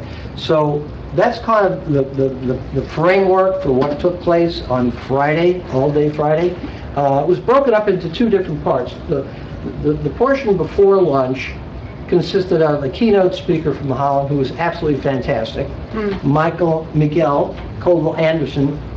He's an urban designer and a planner, very eloquent speaker, and very, very in tune and in touch with what's going on a global basis for urbanization. Jay Pitter was a speaker. She was an incredible presenter. We'll get into her a little bit later. So was Ria Oxis, and then Chris Faniglio from the Denver Transportation and Mobility Department. Now, what I wanted to point out here, so those are the people. There's no engineers there. These were all planners and these were thinkers. These were people. The term placemaker, these are people that look at the landscape, safe streets, communities, and what do you do with it? How do you take it forward to the next level? We heard Commissioner McKinzie talking about traffic and what it does and how certain environmental conditions displace neighborhoods, like railroad tracks, like rivers. So somebody like a Jay Pitter, a placemaker, or a community activist like Rio, these people are very integral in the planning of where we go with our transportation and mobility options going forward. But the fact that there were no engineers in this group is important because the entire first portion of it consisted of breakout groups with a lot of people talking about engineering capabilities, return on investment, and the like, which was great, but it doesn't necessarily address the people component. So, some facts and figures just to look forward.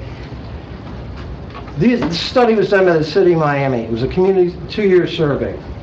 And these are important things to consider because they represent where we live and how we live. 47% of residents ride public transit. Why is that important? Because we talk about affordable housing. How do you tie all these things together? How do you make it safe streets, rapid transportation, allow people to get to work and play when they want to and on time? And that's the gist of that statistic. But the other statistic, 62.5% don't feel safe on the streets. That kind of plays into it, because if you don't feel safe on the streets, you may not really ride public transportation, and you're probably not going to take a bike or a scooter or walk. 74% of the people in Miami don't feel safe crossing the streets. Does anybody here feel safe crossing the streets in Fort Lauderdale? I mean, you take your life in your hand, right? It's really dangerous. Some AARP facts, and I'm looking around the room, and I think that we all need to consider this. If we're not there yet, we're going to get there, some of us sooner than later. Yeah. Fatal crashes increase beginning at age 75 and rise sharply after age 80. Wow. That's a shocker, right? There was plenty of this data. I have to keep it concise because supposedly I have to complete this in 10 minutes. By year 2030, 70 million Americans in the U.S. will be aged over 65, and 85 to 90% will still be driving. So remember, the theme of this thing is safe streets. So how do you have safe streets when you have a lot of people who may be somewhat infirm, maybe they don't have the best eyesight or their coordination's off, and they can't hear as well? How do you keep the streets safe with 80 to 95% of the people in an age group that's aging? A third of Americans don't drive at all. They don't drive because why? Some can't even afford a car. 1% over 65 can't afford a car. That's 1/3 over 16 who can drive, don't drive. So again, you know, where are we with safe streets? If these people are afraid to go out, how does that impact their work life? How does it impact their social life? And how does it impact the community and how they socialize? If they don't want to take public transportation and they don't have a car and they can't afford a car, how do they get around? How do they get to work? So the vision, the 2020 vision, what are the considerations?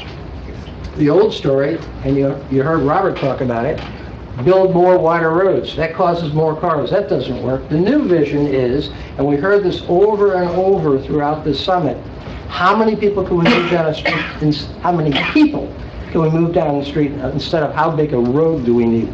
The emphasis here is moving people effectively and safely, not just putting them in a car. That's an overriding theme for this whole summit was, how do we get people out of cars? Because if we do, we cut down on accidents and the streets are a little bit safer. It all ties together. The next point, the socioeconomic variable, age, gender, race, economic status, local culture, those components were seriously discussed in the second half by some of the authors and the placemakers that I mentioned earlier. These are really major considerations when you look at where we go with our transit options and where we go planning for the future. Cities and towns should be designed around people instead of engineered for vehicles. Well, right now, that's what we do, is we engineer for vehicles. We build a bigger road, maybe we build a bigger highway. Take a look at I-95. What do? Built a bigger highway. What do we do on 595 a number of years ago? We had an option to put in a rail system in the median, and instead we built more lanes. So these are the old thinking engineers that aren't taking a progressive look at where we need to go. The health aspects of safe streets. This is where the intersection of public health and transit planning come together.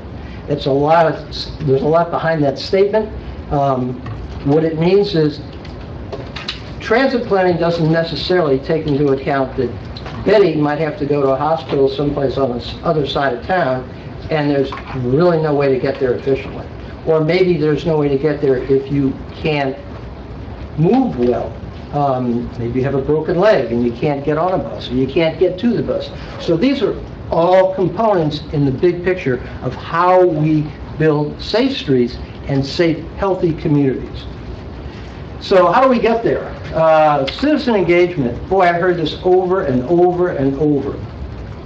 Less engineering and more local needs. Charrettes, getting people together, getting community leaders together with the engineers, getting community leaders together with the officials, the elected officials, to plan together, not just in a silo where we look at the return on investment as opposed to looking, that's a monetary return on investment, as opposed to the return on investment to people's lives. urban acupuncture, never heard that term before, but it was kind of interesting. That refers to smaller projects under $300,000.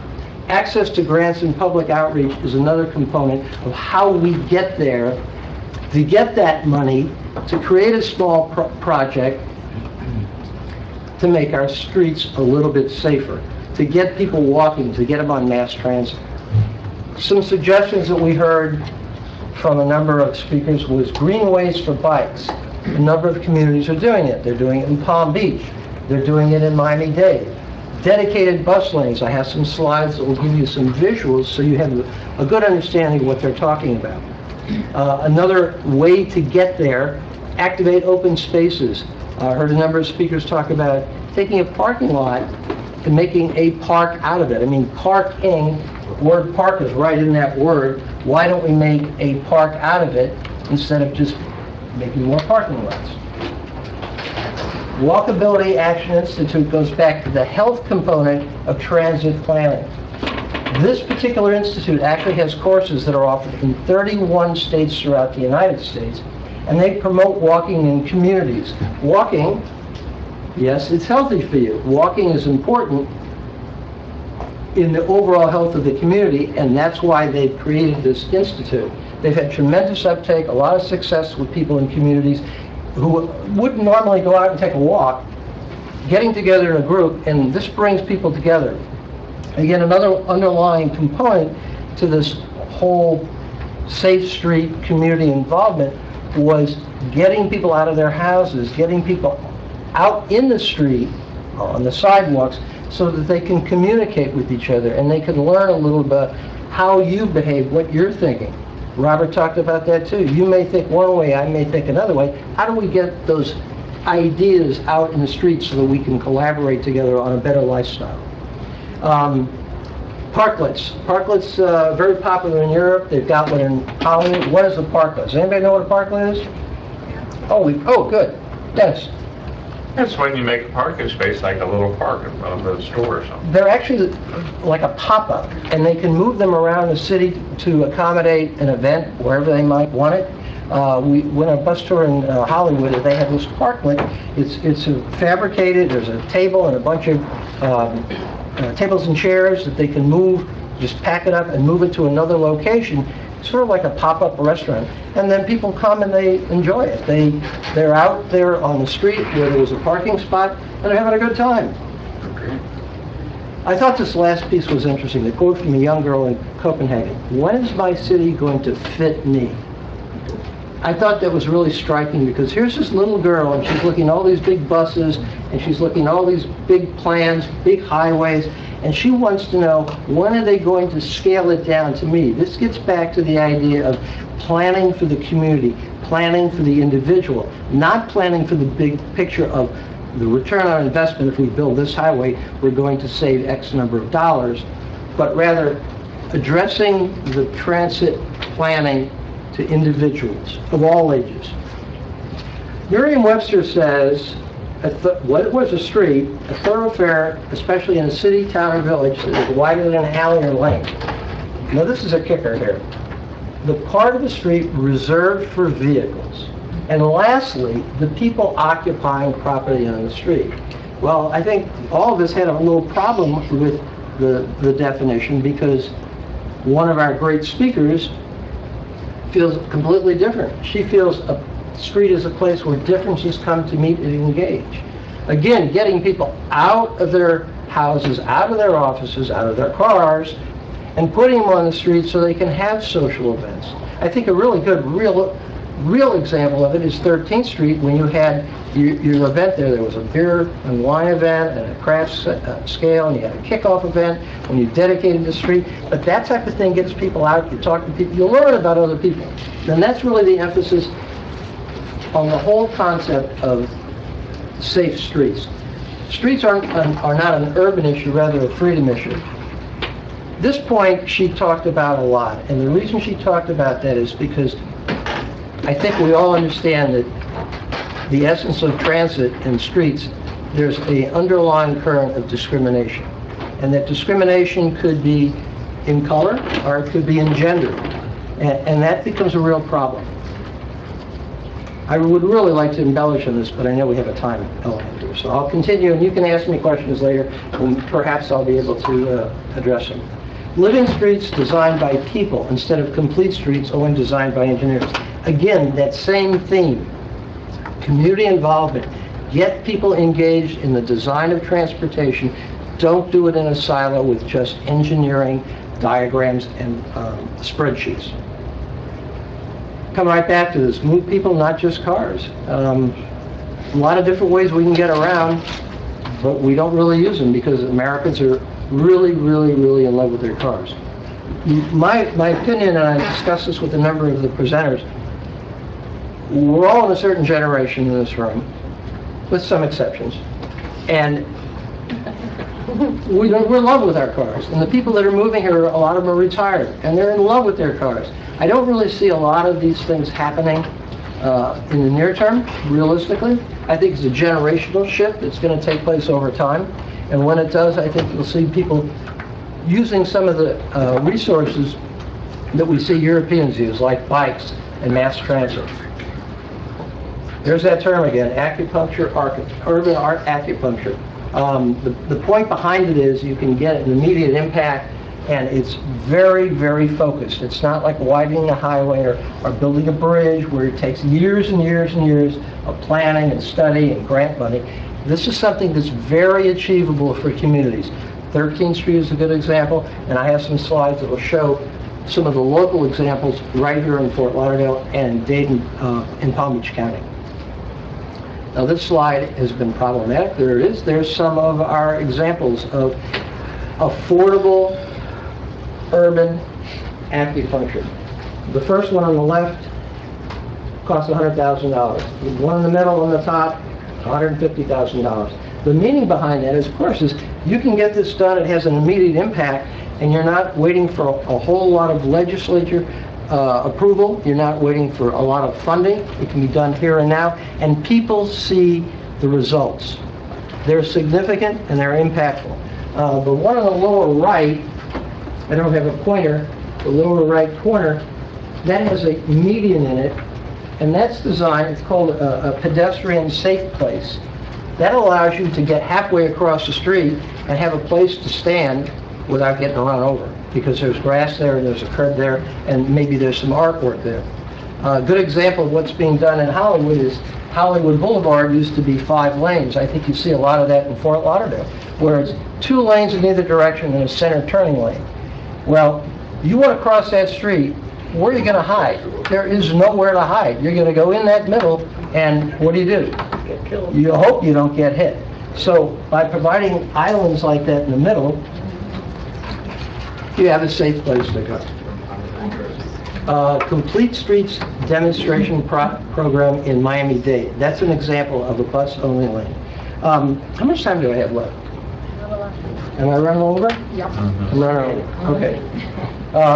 I did really want to get back to the socioeconomic issues, because that is so important in where we go as a community and where we go as a city and a region, as far as discrimination, as far as healthy community development, and the growth of the city in a sustainable way. This is Palm Beach, Okeechobee Boulevard off I-95 headed downtown. This is how it is, and that's what it's going to be. You'll notice the difference. On the right island, there's just some scrub grass. Now there's a path for bikes, a crossing, lights, trees, and a bus-only lane. So it's a lot more attractive, and it slows traffic down when you have smaller lanes. Transforming 13th Street. Abby Laughlin, thank you very much. Did a great job over there, had a lot of help. I think, Michael, you were probably involved in that 13th Street. It's my neighborhood, so. It's young, no. I think that Don't do credit, very down in the middle of the terrace. There's the president right there. No, I stand on the That's shoulders us. of all these people. All right. So we had a lot of players, and they did a lot of On great the other work. side of the tracks. So this is You're a right. picture of before and after on 13th Street. Quite a difference. A lot of the things you see on the right picture were things we talked about at the summit.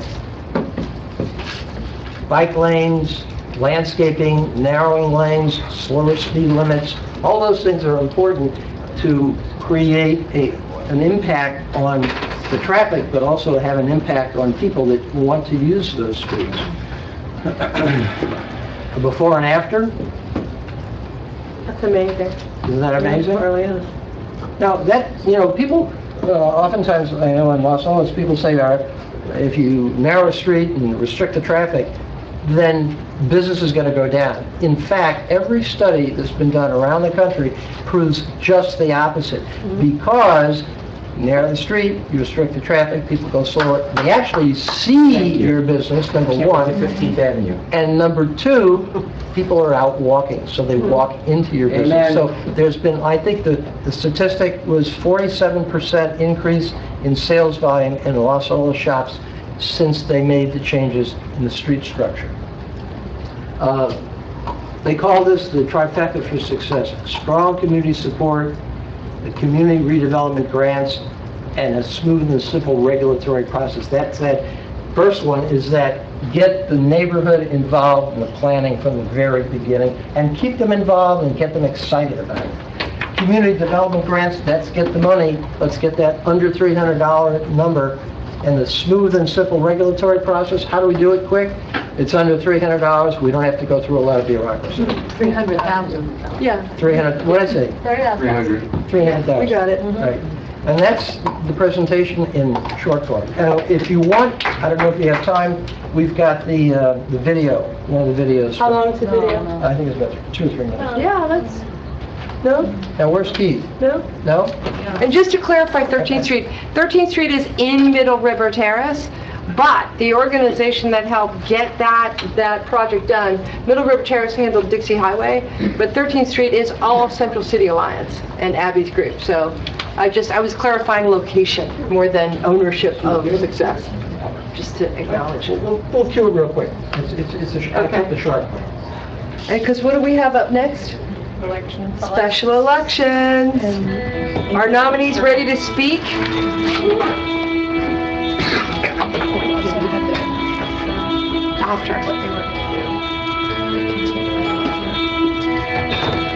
That's the next part.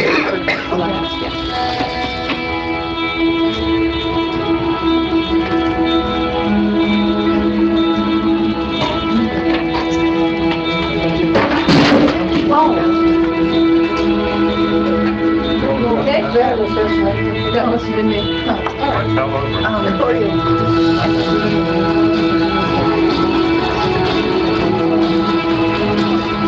You're in charge of approving property.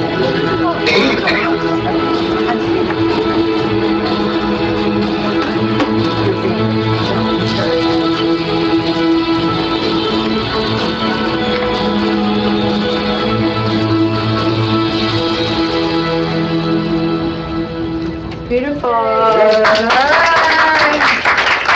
That was excellent. A lot of topics covered in a very, very quick amount of time. So transportation is going to continue to be part of our conversation for the foreseeable future. Yes, Abby? May I say one Yeah, thing? of course. I just wanted to kind of share with you my big takeaway from that presentation. And to remember this, that the arc is long. I mean, we are in the infant stages of all this transformation for our streets and our pedestrian experience.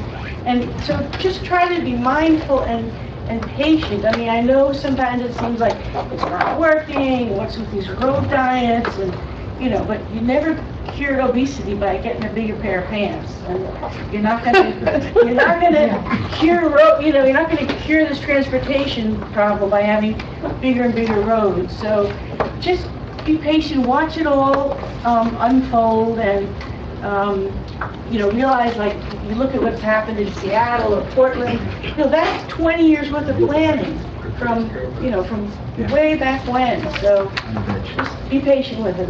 I think it's gonna work. Good advice. Yeah, fantastic. Jim, wonderful, wonderful presentation. Thank you so much. Really well done.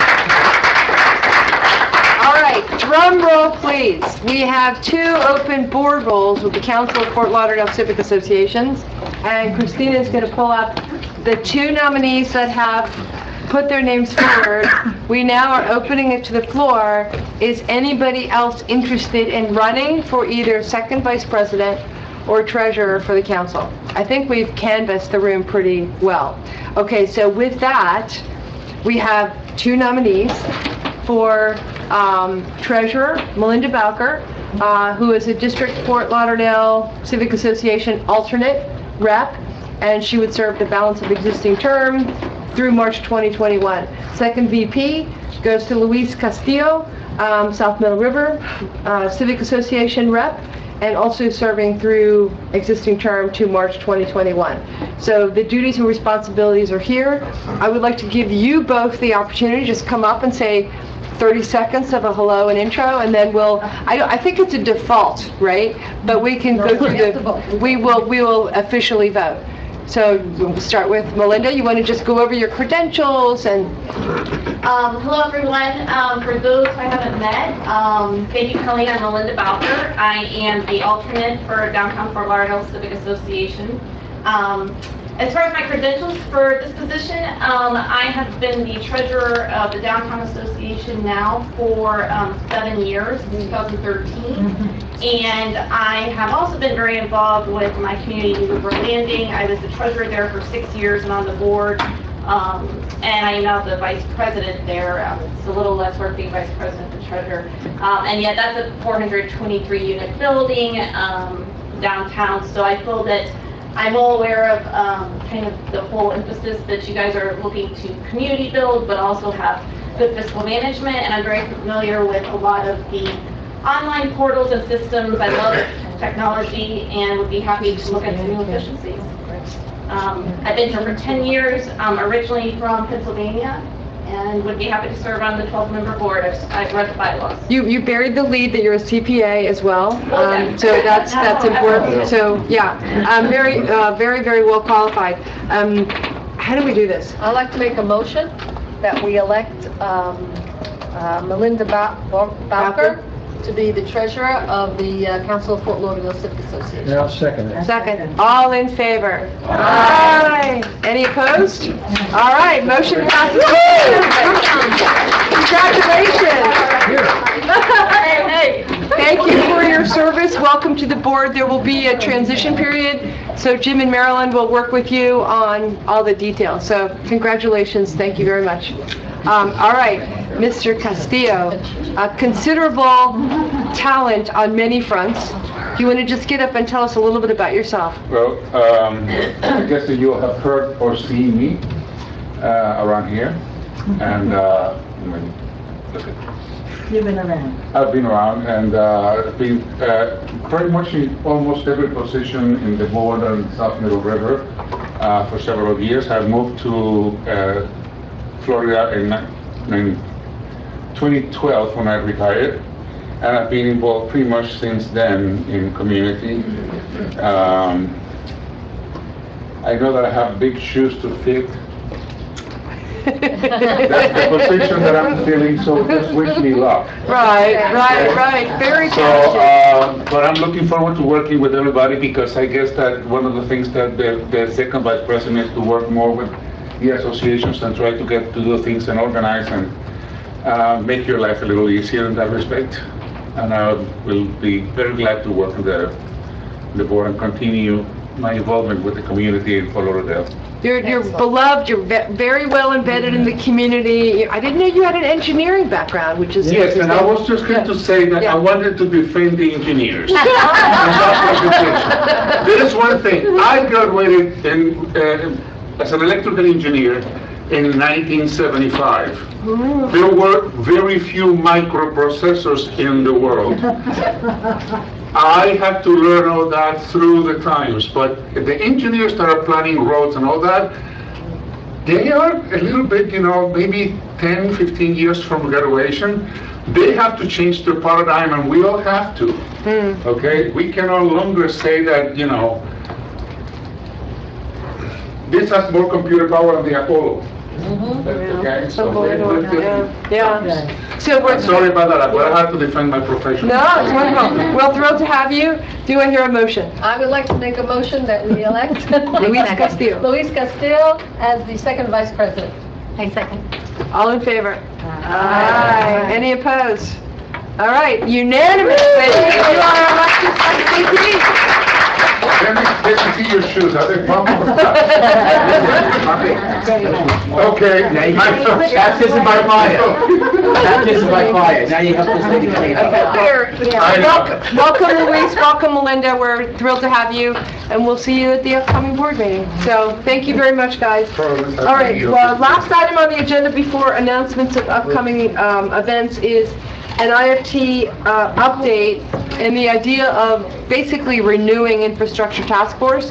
It was intended to be sunsetted around now, for obvious reasons. It's probably a good idea to keep it up and running. So do you want to make a few comments about that? Yes, I'd like to make a few comments, and you know my feeling about how I feel about the staff and the city and the job they're doing responding to our unfortunate situation. But we have to think beyond the current problems. We have to think bigger and longer term. I have been your representative on the Infrastructure Task Force for 36 months now. Our last meeting is scheduled to be March 4th. In the interim, the commission has been talking about possibly extending our term and actually giving us an additional charge. The current charge of the Infrastructure Task Force was to look at each of the individual pieces of the infrastructure.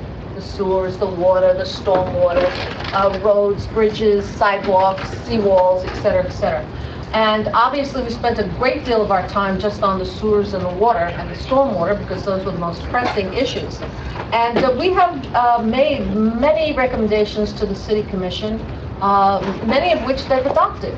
I mean, we were right there a year and a half, maybe 2 years ago, urging them to stop taking the ROI, and they are moving in that direction, not as quickly as we had asked them to do, but they're moving. We recommended that they do the hybrid methodology to make stormwater more equitable. And again, we didn't ask them to do it slowly like they're doing. We asked them to do it more rigorously, but in their political wisdom, they decided to go hybrid to, stick their toe in the water, which is good. We asked them 2.5 years ago to raise the impact fees for capital improvements on development, and they tripled those fees. They have not dealt with the park fee as we had asked them to, but we're moving in that direction. So we have been pushing them along on various pieces of the infrastructure picture, but it hasn't been a comprehensive view. It's been a, how do we deal with this problem, how do we deal with that problem? We spent a great deal of time monitoring the consent order and what projects were getting done under the consent order and getting ready for the next consent order, which we know is coming, and the next $200 million of bonding. So we've been working with them in, I think, a pretty collaborative way, pushing them, keeping their focus on infrastructure, because it's so easy. I mean, if you look at the calendars of the commission, they've got 15 things to do on every calendar. And to keep them focused on one issue is very difficult. And if any of you have ever seen those Infrastructure Task Force meetings, they're on video on the city's website. They're gruesome, they're grueling, they're 3 hours. And it's all about the details of the system and how it works and how you have to make very difficult decisions and priorities. It's like, I explain it as like playing three-dimension chess, Everything relates to everything else. But bottom line is, we had urged the commission to keep our task force going and keep their infrastructure, their emphasis on infrastructure. And at the last minute, I think they got their act together, and they are supposedly at their last February meeting going to extend the life of the infrastructure task force for some period of time. I do not know the details because we're not part of that discussion. That's a commission discussion, not us.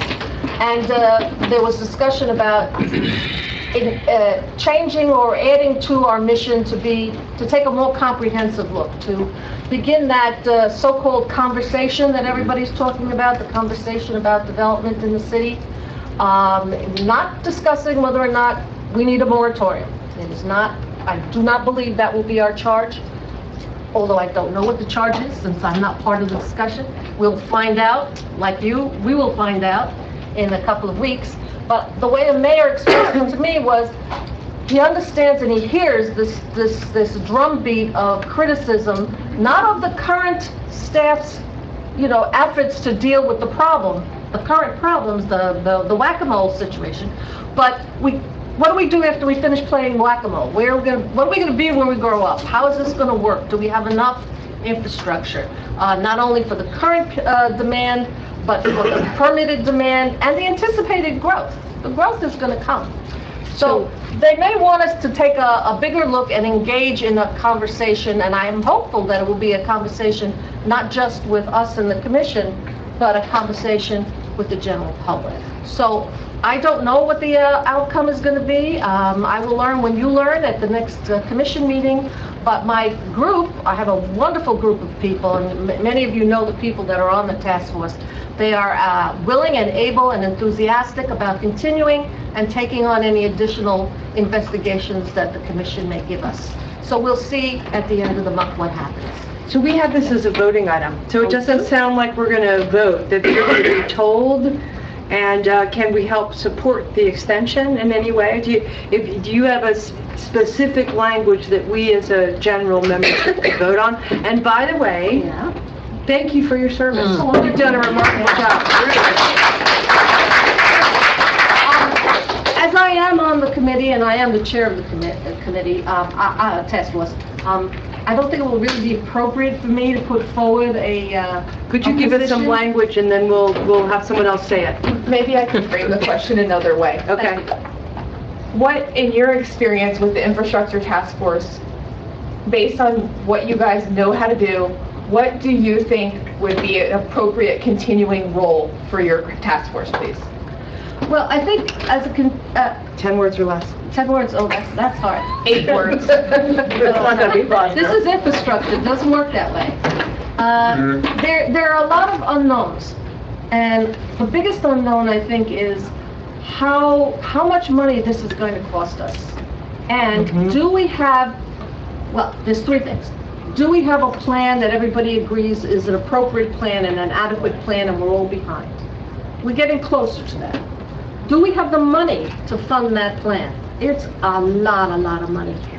And you can keep your tax rate the same, but every time you add another $200 million bond and a park bond and a police bond, your effective tax rate's going up anyway. So do we have enough money? And the third piece of it is, do we have enough money in time, in time to have that infrastructure online to service the development? In other words, you could have a plan, you could have the money, but if you can't implement that plan in a timely fashion so that it is online when you need it, then you have a problem. That's the conversation. So that's a lot more than 8 words, but that's the essence of what I think we can bring to the discussion. So, so it's what you think the infrastructure task force could do if they were expanded. You think that it might be helpful to our city if there was an expanded role, which would include a more comprehensive approach, which would address the adequacy of the plan, which could also be appropriately funded in a manner which is timely to meet our city needs? Perfect. Okay. I'd like to make a motion that the Council of Civic Association support an extension of the infrastructure task force in light of the ongoing infrastructure needs in our city. Okay, let me start over.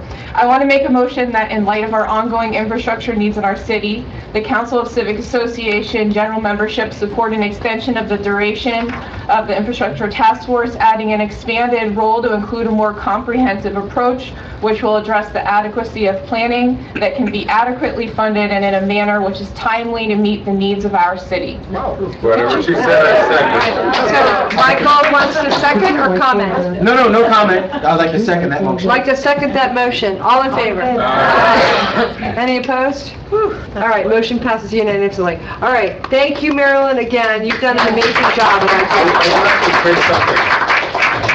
Your task force has been putting things in front of the commission, and they have been doing them. If nobody had done that, chances are those things would not have happened. The fact that there was something already that we digested and put in front of them I mean, they will look really bad if they, after that, they will not just go in the ball and Well, take it. I but- think it's also a question of, you have to keep them focused, because they have so much to do. And one of my task force members said, you know, they were involved in the city's budget, okay? One of my members was from the Budget Advisory Board.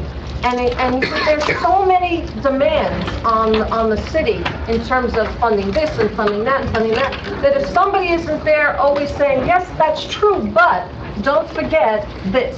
And that's, I think, what the members of the task force were able. That's why so many years they were just taking the money because it was an easy thing. Okay, wonderful, guys. Thank you. To be extended, we're gonna have many more conversations I about second your infrastructure. All right, last item on the agenda, just upcoming events. So Sistrunk Festival on February 22nd. That's the wrong time, it goes all day. But that's a fabulous event, we should all participate in. Neighborhood Support Night, I don't know who takes this checklist. You got it. Okay, great, you're gonna hold on to it?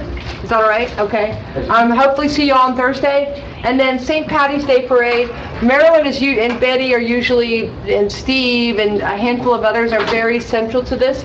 Our core person is not here this year, so she's gonna help me apply. Yes. And we're gonna try to partner with Jim Hammond, because he needs help holding up puppets in the parade, and he gets a better slot in the parade. So we're gonna try to hang with Jim this year, if he's willing. We just need to know who we get applying to. I'll apply. Right. They just be, Right. the money back and we'll be applied. Okay, fantastic. All right, guys, we have our next general membership meeting on March 10th. We might be hearing from the Searstown folks, the new design. So, you know, among other things. All right, meeting is adjourned. Thank you very much. See you next month. Happy Valentine's Day, and thank you for the food, Miss Betty. I know, she's in